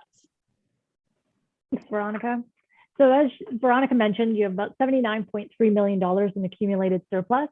And we saw that a large portion of that is invested in the capital assets. So you'll see that top line, 61.7 million of the accumulated surplus has already been invested in capital assets. So it's not there for future use. You've already spent it.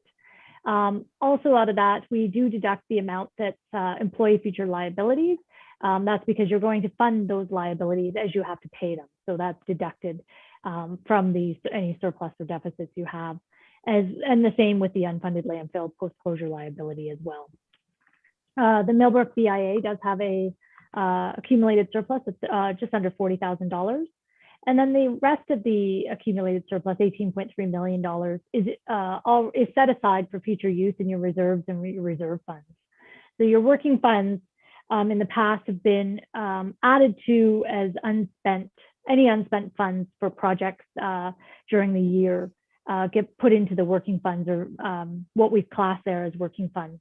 So that's why you see the increase there. There was unspent funds during the year. So they've been put into specific reserves for future periods. Also should note that there was about a $436,000 operating surplus during the year that was put into the future capital reserve. So that's why you don't see up above under the surplus deficit, you see Millbrook BIA having a surplus there. There is nothing that says township, and that's because any surplus gets put into reserve per council motion. And then the following slide shows just the change in the reserves and reserve funds over the last 5 years. The biggest one being the future capital. And you see the decrease there from 2018 to 2019 with the community center build. And some of that is being replenished over future periods, money that was spent. And you can see the blue line going up again from 2019 to 2020. And then just looking at your capital asset additions and what they were spent on, there was about $1.1 million in capital asset additions. The biggest portion being roads and bridges, number of paving projects and sidewalks during the year. There was a significant amount of vehicles purchased in the year, 376,000, including a loader, a backhoe, and a few trucks. And then some equipment, some of it at the CMCC for playground and exercise equipment, as well as some fire equipment and computer equipment as well. And then building improvements. That included the old Millbrook School, as well as some of the work that had started in 2020 at the admin building. And then this is a slide to show the relationship between how much you're amortizing your assets and how much the additions are. So it's important to note, as I've mentioned in the past, to make sure you're replenishing your assets at a higher rate than the amortization. The amortization is the expense of the assets over its useful life, but it's done at the historical cost. So you need to make sure that you're, on average, it's not going to happen every year, and you can see in 2020 it didn't, but on average that you're replacing, or that you're replacing your assets at a higher rate than your amortization is. And the next slide just looks at the average useful life of the types of assets you have. So the green is the amount of useful life. So the green is good. The red is how much is depreciated. And obviously this is an average. So when you look at roads and bridges, on average, there's 66% have been used or have been amortized and only 34% remaining, but that's going to be an average of all your roads and bridges throughout the township. And then we're looking at the net financial asset trend. So Veronica mentioned your financial, when we look at your financial assets minus your liabilities, at the end of the year, it was $8.2 million. You can see the nice increase from 2019 to 2020. And a lot of that has to do with your cash position and where you are and your overall surpluses at the end of the year. And that is our presentation. We're happy to address any questions. Thank you, ladies. Any questions from members of council?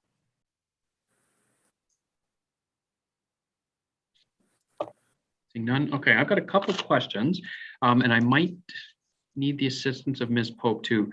Apologies, when I was going through the presentation, it just came to me, or I would have prepared Ms. Pope.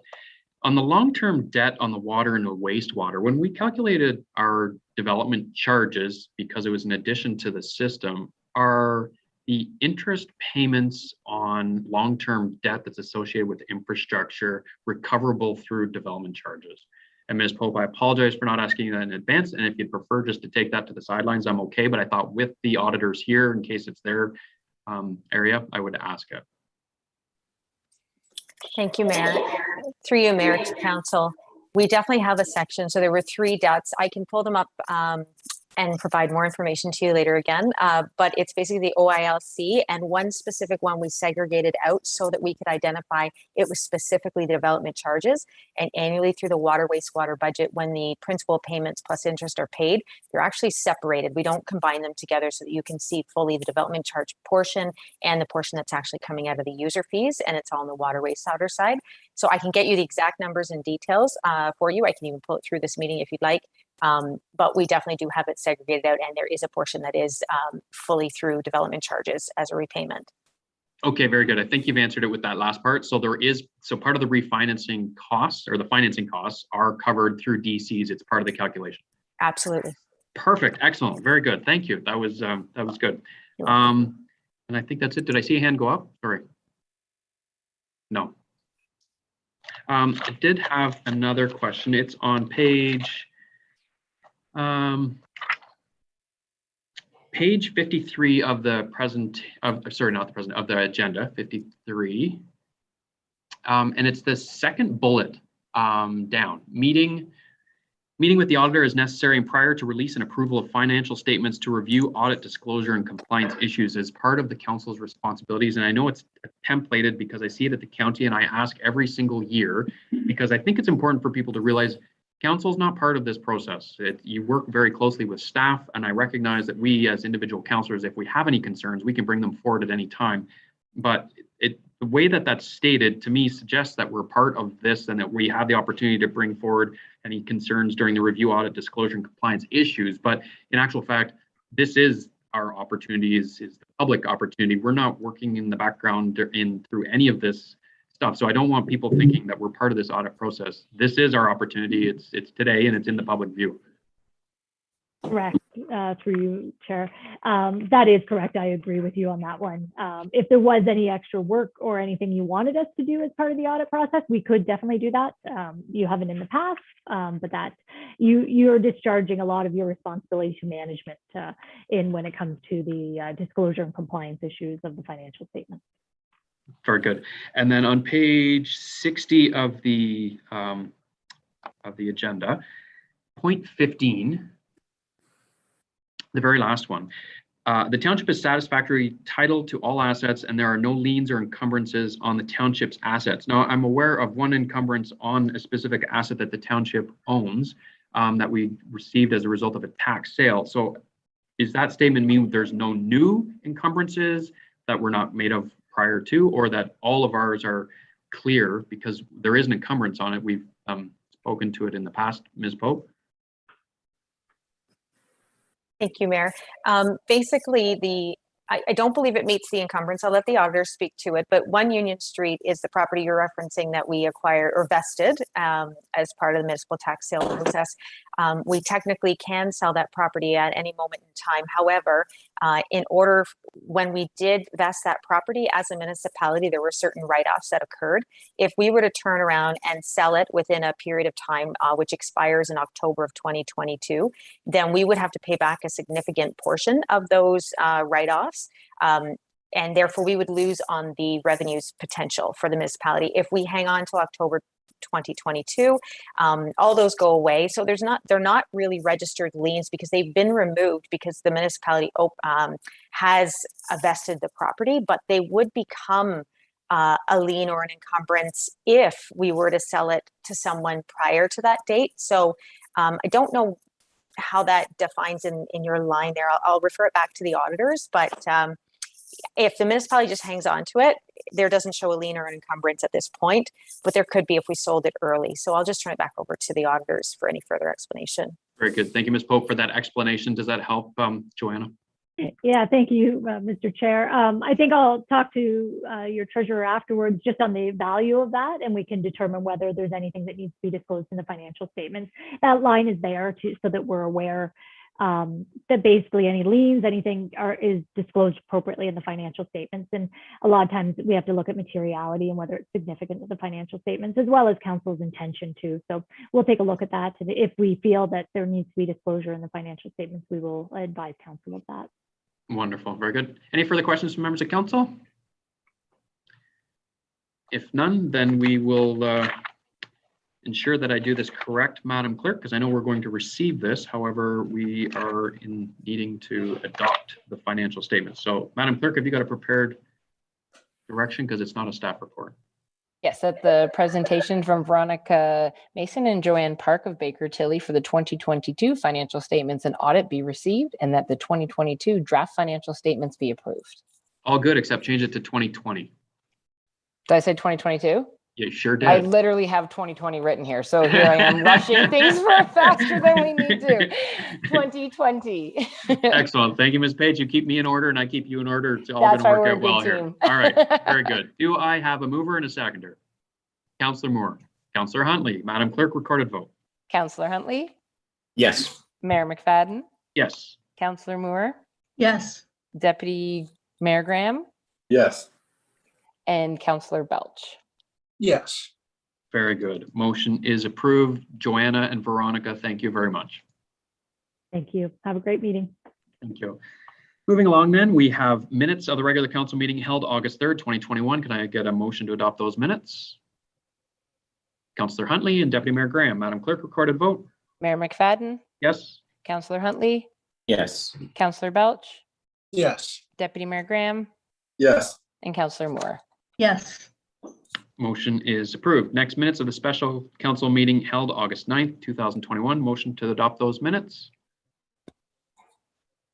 Deputy Mayor Graham, Councillor Huntley. Madam Clerk, recorded vote. Councillor Moore. Yes. Councillor Belch.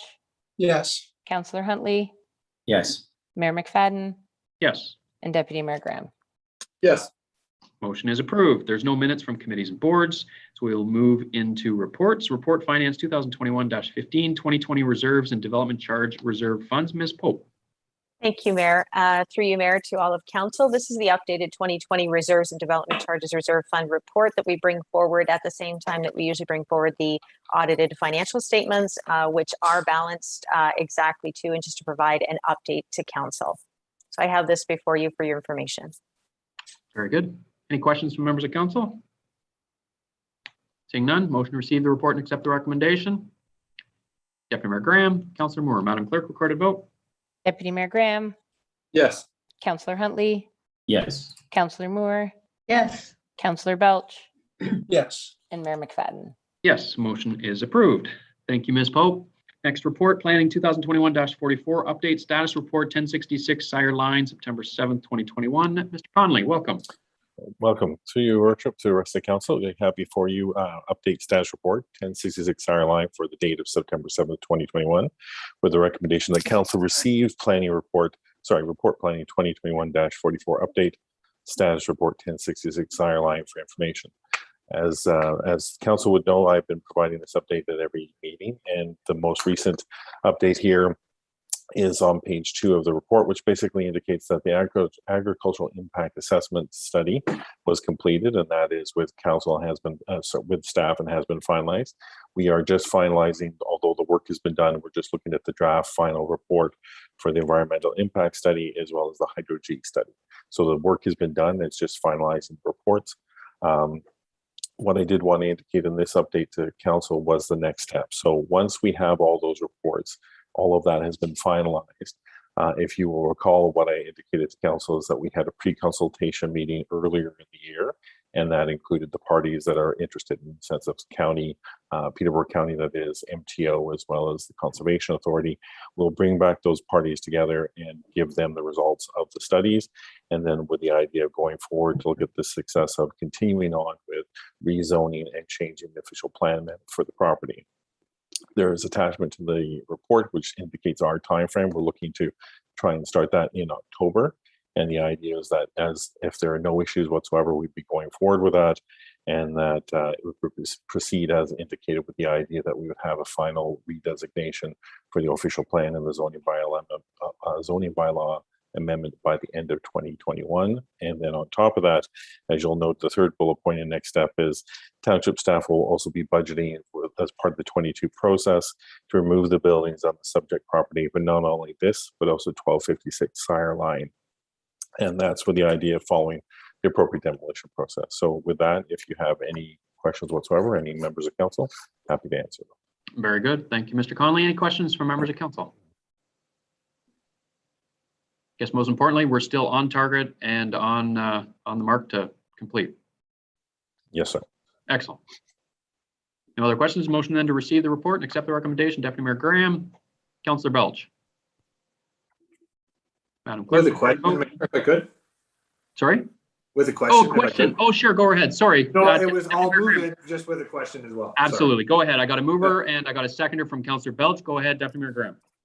I just through you, Mayor, just a question with regards to the earlier discussion from Ms. Pope with regards to the audit. It would be, at some point, it will be important for council to have a bit more of a fiscal picture as to what the implications are should there be considerations before October 2022 to divest of the property.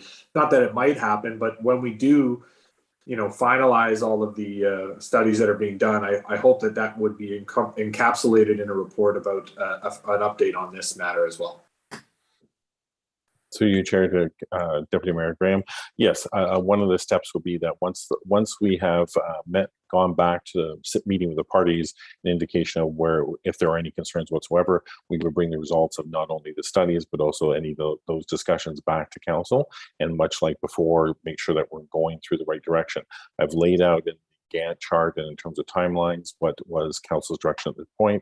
If there's any idea of recorrecting that or changing that, we would do that.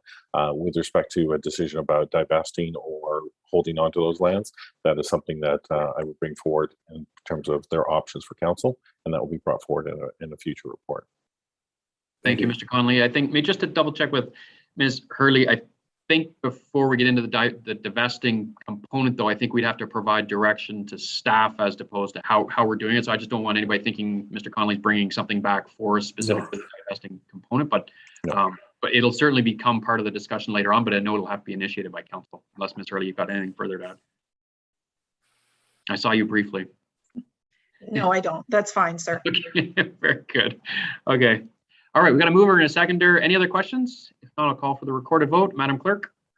Councillor Belch? Yes. Deputy Mayor Graham? Yes. Mayor McFadden? Yes. Councillor Moore? Yes. And Councillor Huntley? Yes. Motion is approved. Next item, 11.3, Report Planning 2021-45, Delegation of Authority, Planning and Development Opportunities. Mr. Conley? Thank you, Your Worship, and through you to the rest of council. I'll take a little bit of time when I'm going through this because it's fairly complicated. So you have before you the Delegation of Authority Planning and Development Opportunities. That's Planning Report 2021-45. The recommendations are threefold. The council receive Report Planning 2021-45 Delegation of Authority Planning and Development Opportunities, and the council would support the delegation subject to established criteria of: 1, finalizing decisions on straightforward, in quotes, site plan approval, approval applications, and approval comments on severances, draft plans of subdivision, and other land use planning documents of a time-sensitive nature to the CAO, Chief Administrative Officer or designate, that being the Executive Director of Planning and Development. And then 3, that council directs staff to bring back a bylaw addressing council's decision on the delegation for approval. So in this particular case, council, planning is one of those things that I think sometimes is fairly confusing because a number of these applications are brought before council, and it's sometimes confusing as to when that decision is before council, being local council, or being to upper tier. What I've tried to do in the report is basically indicate that staff are very aware and very sensitive of the fact that a number of these things that the decision or recommendations come to local council on their way to Peterborough County Council in terms of upper tier approval. Our concern is that in any of the processing of these applications, it can take more time, it can cause delays, and that also means a direct financial impact to the applicant looking for a final decision. So one of the things we would like to do is look at the idea of being able to streamline the process where possible, and with that, the idea of freeing municipal staff time and resources to avoid having to prepare some of these council reports, freeing up some of the council time to deal with other matters, as well as working towards fulfilling the Planning Act timelines, and lastly, avoiding any unnecessary delays. So these would be the benefits of being able to streamline the process as best we can. I've laid out in the report the questions in terms of where final decisions lie with respect to the upper tier being the county versus lower tier. For the upper tier, you have things like plans of subdivision, plans of condominium, official plan amendments, severances, and removal of part lot control.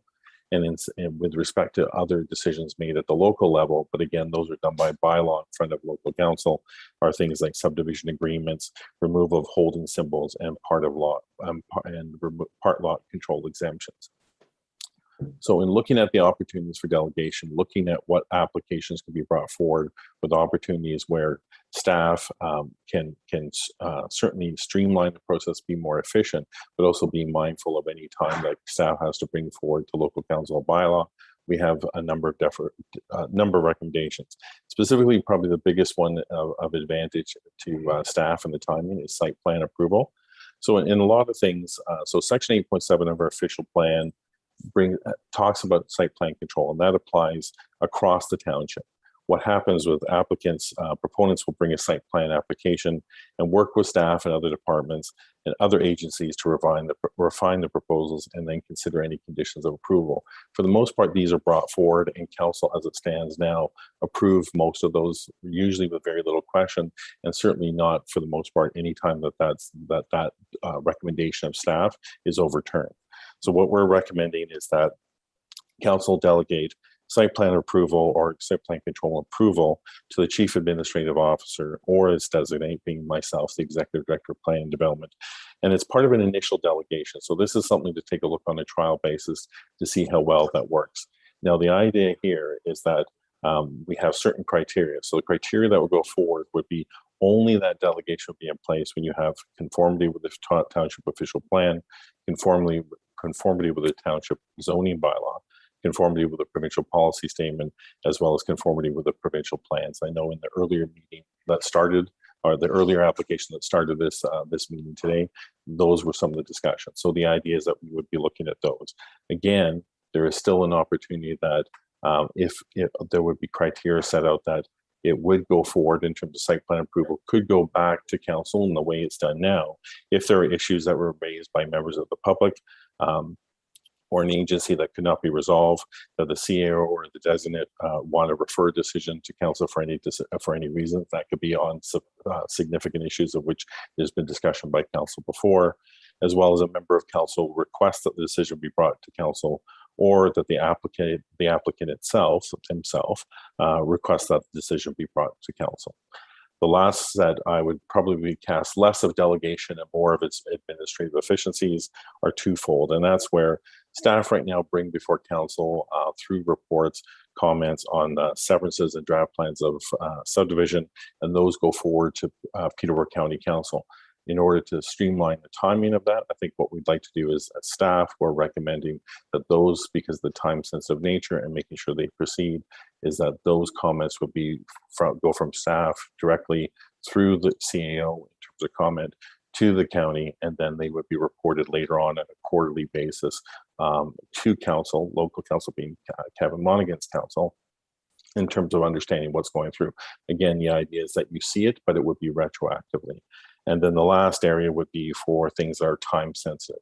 A number of times I brought forward a couple reports in the last year, which are environmental bill of rights postings. Typically they have 45-day commenting period, but effectively sometimes depending on when those postings are out and when council has either met or is about to meet, that can cut the time frame down for staff to look at comments, getting any information to just a matter of weeks. So that 45 days is severely constrained by that.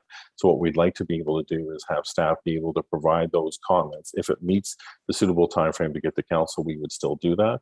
But in other instances, we would provide comments with a proviso to the Environmental Bill of Rights, posting that these are the township's comments subject to approval at a later date.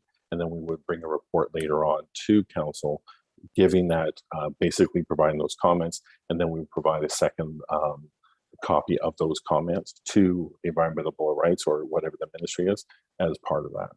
And with that, I'm open to any questions. Very good. Thank you, Mr. Conley. Questions from members of council? Councillor Moore. It's through you, Chair. How many other lower tier municipalities in Peterborough County are presently doing this? I did not do a survey in terms of other townships, in terms of other local municipalities, in terms of what they're doing. In our discussions with Peterborough County Council, I think we're one of the few in terms of starting going forward. Again, these are baby steps because they are looking at site plan approval, but I could get that information for you, Councillor. I do apologize for not having that on hand. Thank you. Councillor Huntley? I'm good. Oh, you are there. Yeah. I thought your screen was frozen, and that's the ultimate test to make sure you're all right. Okay, glad you're still there. Okay, good. No, I didn't see any questions. Just a question with regards to the recommendation. Is there a reason we're specifically breaking it down who it's being designated to? Can we not say staff? Because obviously everything falls under the CAO, and she's going to delve into appropriately designated. My only concern is, A, if you're on holidays and it's obviously a planning matter, then we've designated to you and then we wait, or can we just say to staff, or we just say to CAO and then she figures it out? I just don't want to get caught up in the logistics of a very focused recommendation, but you've wrote the report, so I'm sure there's a good explanation. Through your worship, to rest of council, what are holidays? I think one of the things what we'd like to do is in looking at the delegation, we've looked at what the county of Peterborough has put forward. They have very similar language, and we felt that in our discussions, and I know that the CEO will weigh in on this, is that it's consistent with what the county has done, and also in terms of good practices. When I look at it from the Ontario Planning Institute and what they're talking about their language around delegation, it's similar language, but perhaps if the CEO would like to step in. For you, Mr. Chairman, Mr. Conley did explain that correctly. We did have a lengthy conversation with the County of Peterborough.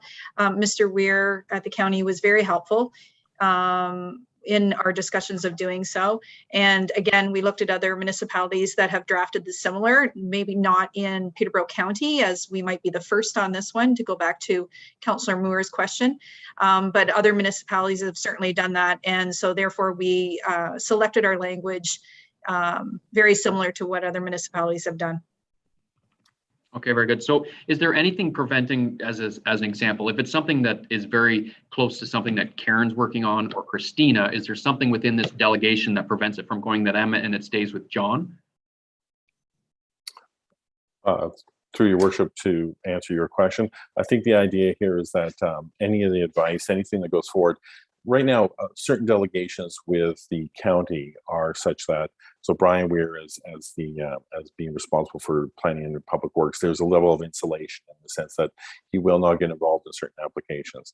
At the local level here, we have working directors. We don't really have the opportunity to be able to provide that level of insulation. I do think, though, with working with Ms. Hurley in terms of being the CEO, that provides that level of insulation in the sense that I'm sure she will rely heavily on the advice, the planning advice, the professional planning advice she's getting from staff, but at the same time, it gives that opportunity to have that arm's length approach to it. Okay, excellent. That now makes sense. I'm good with it for sure. So in other words, the work is going to be not necessarily, it won't be done by the individual's name. It will be work done within the department, and you will isolate yourself to make the ultimate decision on it outside of the report, et cetera, whatever is being worked on. So that makes sense. Okay, I got it. Thank you. You've answered the question. Councillor Moore? Yes, through your chair. I just have a bit of a problem with the fact that we were going from 5 people making a decision to 1 or 2 people making a decision, and we don't find out about it until 3 months later. I don't understand. Like, if someone was to call one of us and ask a question, we aren't even informed yet until the quarter report comes out. So I don't know how you deal with that, other than us calling you as opposed to them calling you to find out. Mr. Conley? So, through your worship, to Councillor Moore and the rest of the council, I should have explained this more thoroughly when I went through the report, and if it isn't obvious in the report, I do apologize. The intention was to provide a report every quarter on terms of any decisions with respect to site plan approval. But I think the intention is anytime that staff make a decision, is that they would email council on that decision being made. So the idea is exactly to avoid a situation where councillors are caught flat-footed or not unaware of any situation of something either being made within their ward or across the township that they wouldn't be aware of. So again, I apologize if that explanation was not thorough enough, but the intention is that the practice that we would lay out is that as those are done, we would email council as to what is the nature of that. And then on top of that, we would report quarterly in terms of what decisions have been made and where, so that again, it provides a more thorough body of work in terms of being able to look at them all across. So again, council could look at trends and not necessarily in isolation. Thank you. Very good. Any further questions? Seeing none. Very good. Thank you, Mr. Conley. Motion then to receive the report and accept the recommendation. Deputy Mayor Graham and Councillor Belch. Madam Clerk, recorded vote. Councillor Huntley. Yes. Mayor McFadden. Yes. Councillor Moore. I'm sitting on the fence.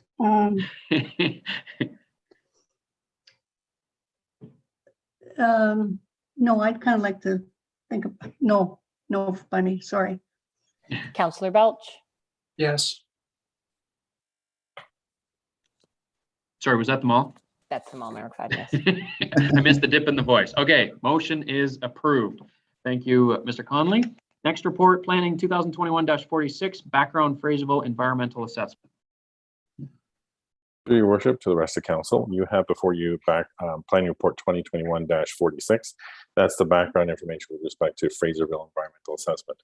The recommendation is that council receive report Planning 2021-46 background Fraserville environmental assessment for information.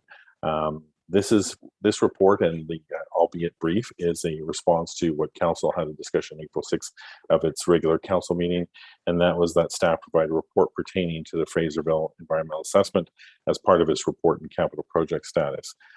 In short, and it is a short report, I would remind council that in 2010, the approved Fraserville water supply master plan was completed. Later in 2010, I believe it's around September or October of that year, the township made a decision not to proceed with that project. And then later on, what happened is township pursued a different direction in terms of servicing and where it was going to be servicing. Township senior management have had conversations not only with Ministry of Environment, Conservation and Park staff, but also legal counsel, and they have confirmed that the master plan itself is no longer valid and has expired. So the approval has expired. That said, while the approval has lapsed, there is a likelihood that the information and the substantial resource that were used to develop all that work would be a good background material. That said, it would still have to be updated. And in this case, there's a possibility that ministry may recognize this previous planning work in support of a new AA, if that was the direction of council. And with that, unless Ms. Hurley has anything else to add to this, that's my report. Very good. Thank you, Mr. Connolly. It was a report that was initiated by council. The information is before us. Unless anyone has any further questions, that's where we were 10 years ago. Motion to receive that report. Deputy Mayor Graham and Councillor Moore. Madam Clerk, recorded vote. Mayor McFadden, Yes. Councillor Huntley, Yes. Councillor Belch, Yes. Deputy Mayor Graham, Yes. Councillor Moore. Yes. Motion is approved. Thank you very much, Mr. Connolly. Thank you, Worship. Next item 11.5, Report Public Works 2021-15, hot mix asphalt over expenditure, additional information. Take it away, Mr. Hancock. Thank you, Mr. Mayor. Through you to council, this report is an information report. It was requested at our council meeting on August 3rd that we provide a better breakdown to the over expenditure that we experienced in the hot mix asphalt. And there is a spreadsheet that attempts to explain the numbers that has been provided by Public Works and of course approved by Finance. So it is provided for your information to try and explain the numbers, the quantities. We have provided tender quantity, actual quantity, what we call tender price, our budget numbers and the actual. So this is an attempt to answer some of the questions that might still be outstanding. Very good. Thank you, Mr. Hancock. Any questions for Mr. Hancock? Councillor Huntley. Thank you, Chair. It was my request that this came back, so I just wanted to thank Mr. Hancock for taking me through it and explaining to me where we got lucky in terms of UA Drive. So thank you. Very good. And furthermore, driving some of those roads when they have been completed, Larmer Line, which I see on a daily basis, thank you very much, because I got to say it's very well done, and we appreciate when the roads look nice, because when they don't, we certainly hear about it, and we've heard about it elsewhere within the municipality. So thank you for doing a great job on the roads that we are doing in the township. Thank you. Okay, next item is 11.6, Report Corporate Services 2021-18 Millbrook Fall Festival, October 2nd, 2021. Through you, Mayor McFadden, we just need a motion, please. Oh, did I skip right over that? Oh, sorry. All that hard work from Mr. Hancock, and we didn't even get him a motion. Can I get a motion to receive that report? Councillor Huntley. I'm good. And Deputy Mayor Graham. Madam Clerk, recorded vote. Councillor Moore, Yes. Councillor Belch, Yes. Councillor Huntley, Yes. Mayor McFadden, Yes. Deputy Mayor Graham. Yes. Motion is approved. Now on to the Report Corporate Services 2021-18 Millbrook Fall Festival, October 2nd, 2021. Ms. Page. Through you, Mayor McFadden, to members of council, before you is Report Corporate Services 2021-18 Millbrook Fall Festival, October 2nd, 2021. As part of the BIA's alcohol license application, they have to have their event deemed as municipally significant, which is recommendation 1. The BIA will also be responsible for 2 police officers and the policing costs associated during the hours of operation of the refreshment area that will serve alcohol from 11 a.m. to 6 p.m. That council authorized staff to apply for a road occupancy permit for the event on the county road to occupy King Street, Union Street, and Tupper Street, and the Township of Cav-Monaghan provide a certificate of insurance to the County of Peterborough for the road occupancy application, and request that the BIA provide proof of event liability coverage for the street event. Very good. Any questions from members of council? I know I got just a little clarification on that final point. Sorry. The Township of Cav-Monaghan provide a certificate of insurance to the County of Peterborough for the road occupancy application, and request the Millbrook BIA to provide proof of event liability coverage for the street event. But is the BIA's insurance through the township? So through you, Mayor McFadden, when we spoke with our insurance representative, they requested that because there's going to be alcohol on the event, that the BIA obtain their own liability insurance for this event, and they have, Councillor Huntley can probably speak to that, but they'll have their own separate liability insurance for this event. And we'll okay, but Okay, but so I'm clear, but they're not providing the certificate of insurance for the actual road occupancy. The township is, as opposed to the BIA?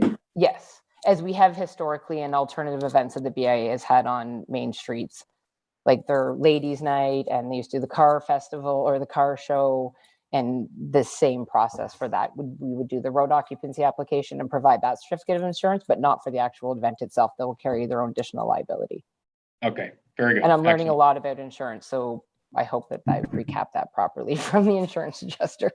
Excellent. You've saved Councillor Huntley from providing a further explanation. I'm satisfied with that unless Councillor Huntley wants to provide further explanation. I'm good. No explanation, only that we have actually finished the event liability coverage, so we have it. Excellent. Any other questions from members of council? If none, motion then to receive the report and accept the recommendation. Got a mover, Councillor Moore, seconder. Councillor Huntley, you want in on this one? There we Absolutely. go. Okay, Madam Clerk, recorded. Oh, do you want anything further to say? Sorry. No. No, okay. Madam Clerk, recorded vote. Deputy Mayor Graham, Yes. Councillor Huntley, Yes. Councillor Moore, Yes. Councillor Belch, Yes. and Mayor McFadden. Yes, motion is approved. Next, item 11.7, report CAO 2021-06, policing services for the Township of Cavan Monaghan. Ms. Hurley. Thank you, Mr. Chairman. There's two recommendations before council today.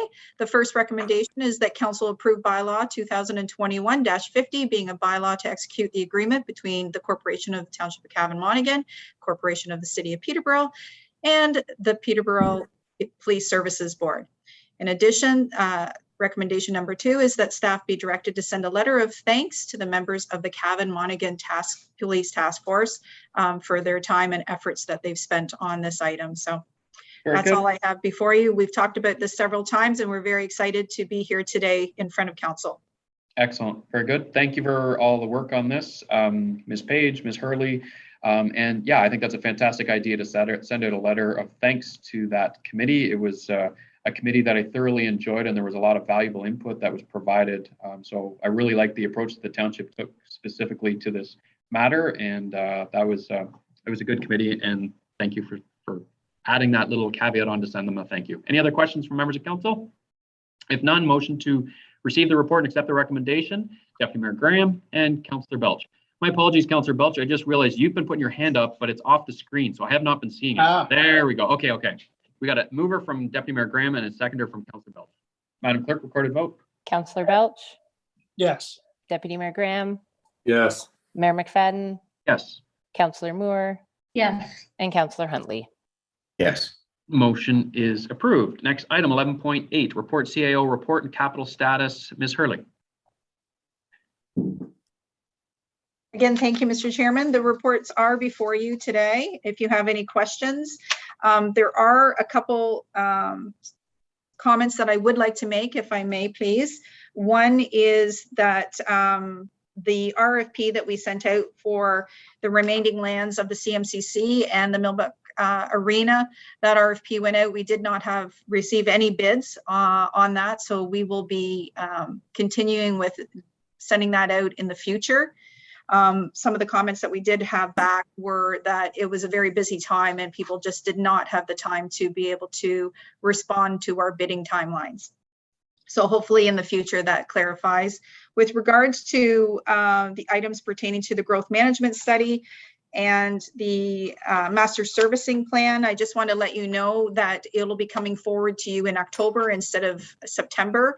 In conversations that staff has had with Watson, they'd like to reach out to Hempson with regards to the numbers with the County of Peterborough and have further conversation and report back to us. So there is a bit of a delay on that, and I just wanted to let council know that we'll be coming forward with those two significant studies in October instead of the end of September. Very good. Any questions from members of council? None. Then a motion to receive that report. Deputy Mayor Graham, Councillor Belch. Madam Clerk, recorded vote. Councillor Huntley, Yes. Mayor McFadden, Yes. Councillor Moore, Yes. Deputy Mayor Graham. I don't know, Yes. I keep tripping over that today. I apologize. And Councillor Belch. Yes. Motion is approved. Next item is council committee verbal reports. Councillor Moore, None at this time. Deputy Mayor Graham, None at this time. Councillor Belch, The Ganaraska Conservation Authority had been on hiatus for a couple of months and are going to meet on September 16th, next week on Thursday evening at 7:15. And I'm not sure, we'd have to ask our clerk, has there been any kind of a meeting set up for the revitalization committee at all for the next meeting? Madam Clerk. Through Mayor McFadden, yes, it is. It is scheduled for Thursday, The the 16th? 17th. The 17th. Yep, it's identified at the bottom of the agenda there. So we have Okay. our Mr. Hack meeting, pardon me, on the 16th, and then we have our Millbrook Valley Trails meeting on the 27th. I apologize, it's the 16th, not 17th. Very good. Excellent. Councillor Huntley. Thank you. I guess I'd be amiss to leave out the VIA event on October 2nd. I know we'll have another meeting before then, but hopefully we get to see everybody come out for that event. Very good. Just a question for Councillor Huntley, just on the ORCA. ORCA provided us with a letter back in January on some of our concerns. We hadn't addressed ORCA directly. It was more relative to the province seeking input. And ORCA provided a response with regard to 3 specific topics. One being that they identify their roles and legislative authority when they're providing all comments was one. The second one was that they're going to provide public report on a quarterly basis on their Section 28 permits. And the third one was that they were going to initiate in the spring of, they endorsed it in the spring of 2019, but they're authorized staff to begin implementation in 2021 of the client service and streamlining initiatives that Conservation Ontario brought out. So I would ask, if I have council support, that we ask ORCA specifically, or a representative, possibly CIO, to come to council to specifically speak on those 3 items, because I know there's been some concern and confusion with them, and hopefully they can address some of our concerns as it relates to that. I figured it was way better than asking you to speak to those topics. Oh yeah, I do appreciate that. So are you looking for somebody to come back and give a report card on those 3 topics? Yeah, and it'll probably be the CIO, but if there's somebody else, I know there's some change in staff there right now, but if it's CIO or somebody else, just specifically to speak to those 3 items that were identified in the letter. I know there's been some concerns raised on those topics, and it's probably best just to have them come and address them before council. So are you going to make a motion to direct? I will make a motion. Yeah, I just wanted, if you wanted any clarification or anything on it, I was okay. But if not, I would just ask for someone to make a motion on that, just for the request to have ORCA come back at a future meeting. Do I have a mover? Councillor Belch, okay, I have a mover. Do I have a seconder? I got a seconder. Okay, this sounds like an auction. Okay, we got a mover and a seconder. Madam Clerk, recorded vote. Through you, Mayor McFadden, was Deputy Mayor Graham your seconder? Yes. Perfect. Deputy Mayor Graham? Yes. Councillor Huntley? Yes. Councillor Moore? Yes. Councillor Belch? Yes. And Mayor McFadden? Yes, motion is approved. Was there any other items council wish to bring up under council committee verbal reports before we move on? If not, Madam Clerk, do you want to anything to receive those comments? Yes, please, a motion just to Okay, receive. motion to receive those verbal comments. We got a mover from Councillor Huntley, seconder. Councillor Moore, Madam Clerk, recorded vote. Mayor McFadden? Yes. Councillor Huntley? Yes. Councillor Belch? Yes. Deputy Mayor Graham? Yes. And Councillor Moore?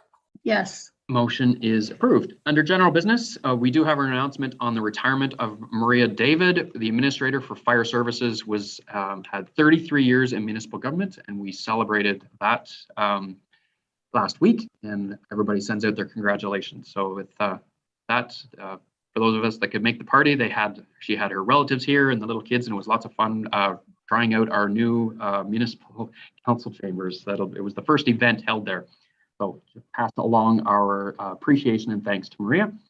Next item is 12.2, 2021 council meeting schedule, special council meeting Monday, September 27th, 2021 at 9 a.m. to 3 p.m. Madam Clerk, do you want a motion for that to approve it? Yes, please. Okay, moved by Councilor Moore, seconded by. Question, Sure, Mayor? absolutely. Yep. This made me pop open my calendar. There is a county council meeting on the 27th. Interesting. So is that a conflict? Because I'm assuming they're not the same. But we have. Oh, no, copy no, of- that's the purpose of the meeting. The Peterborough County I see. official plan update, they're coming here to do the Yes, special meeting. well, correct. Yes. Okay, I just wanted to confirm that it was the same meeting. Yes. For Yeah, one and the Okay, same. very good.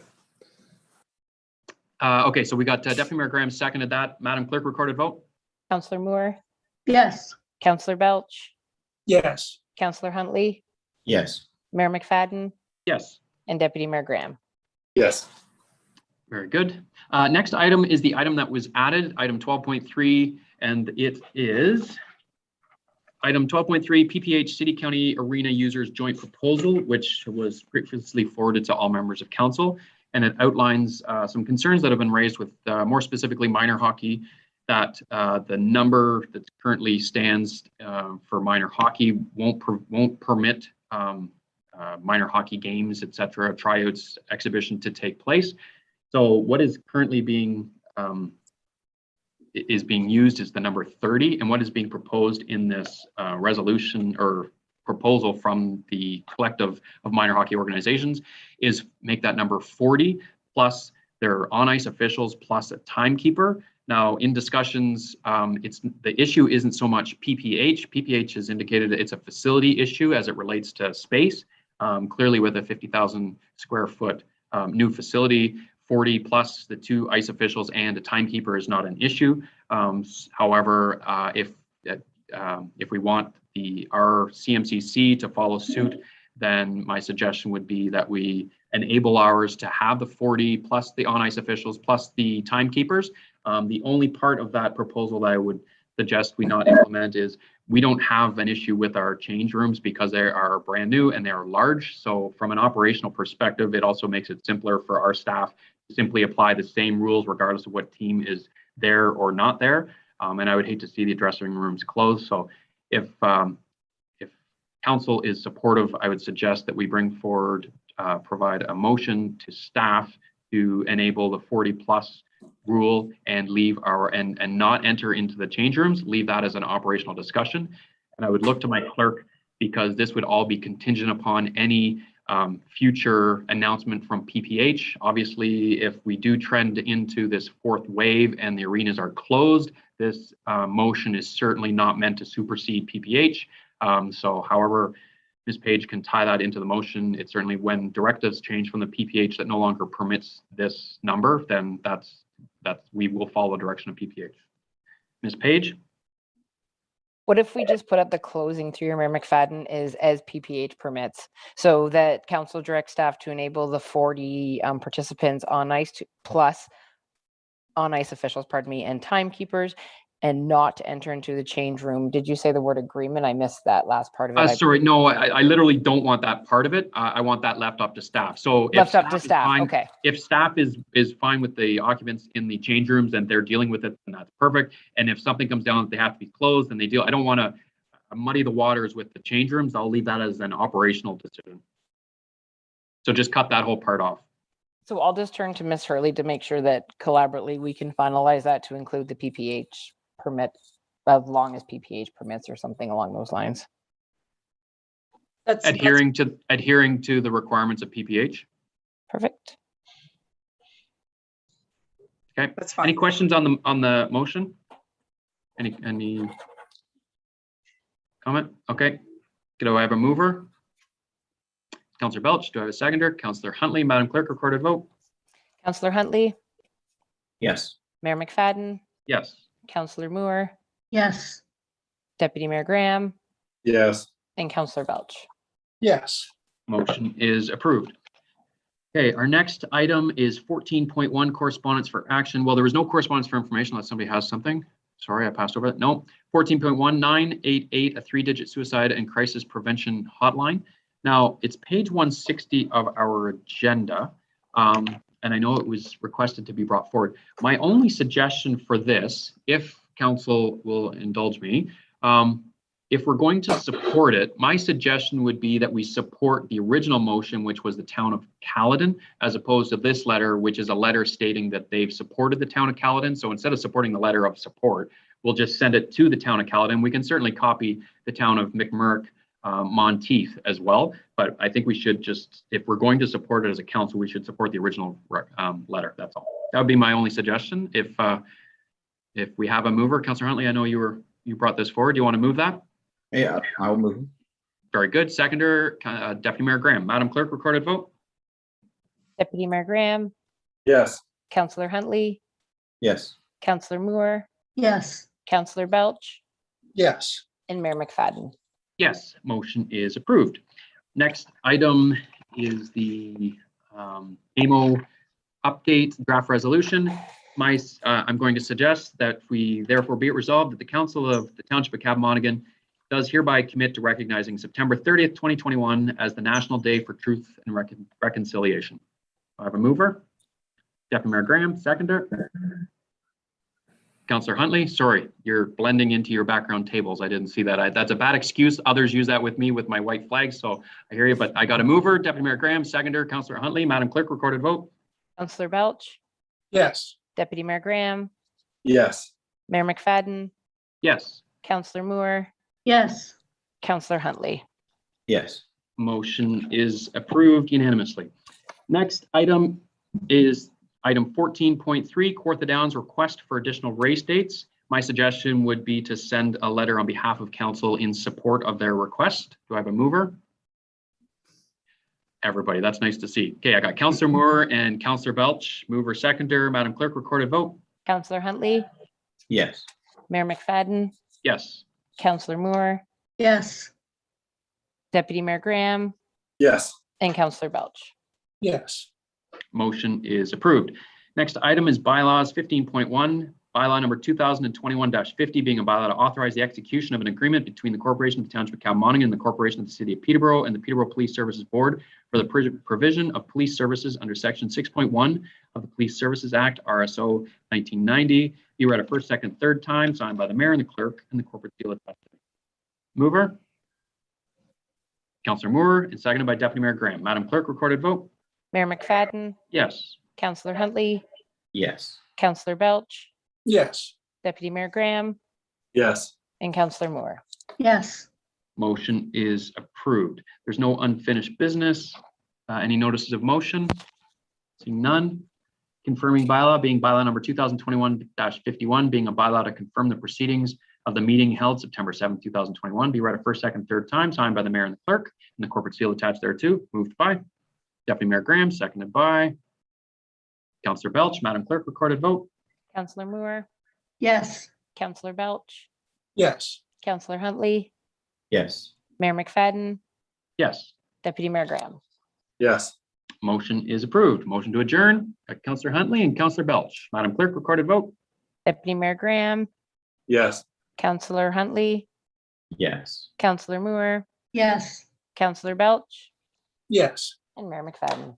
Yes, we have two upcoming meetings. Item 20.1, Municipal Revitalization and Heritage Advisory Committee meeting, September 16th at 9 a.m. via Zoom, and Millbrook Valley Trails Advisory Committee meeting, September 27th at 5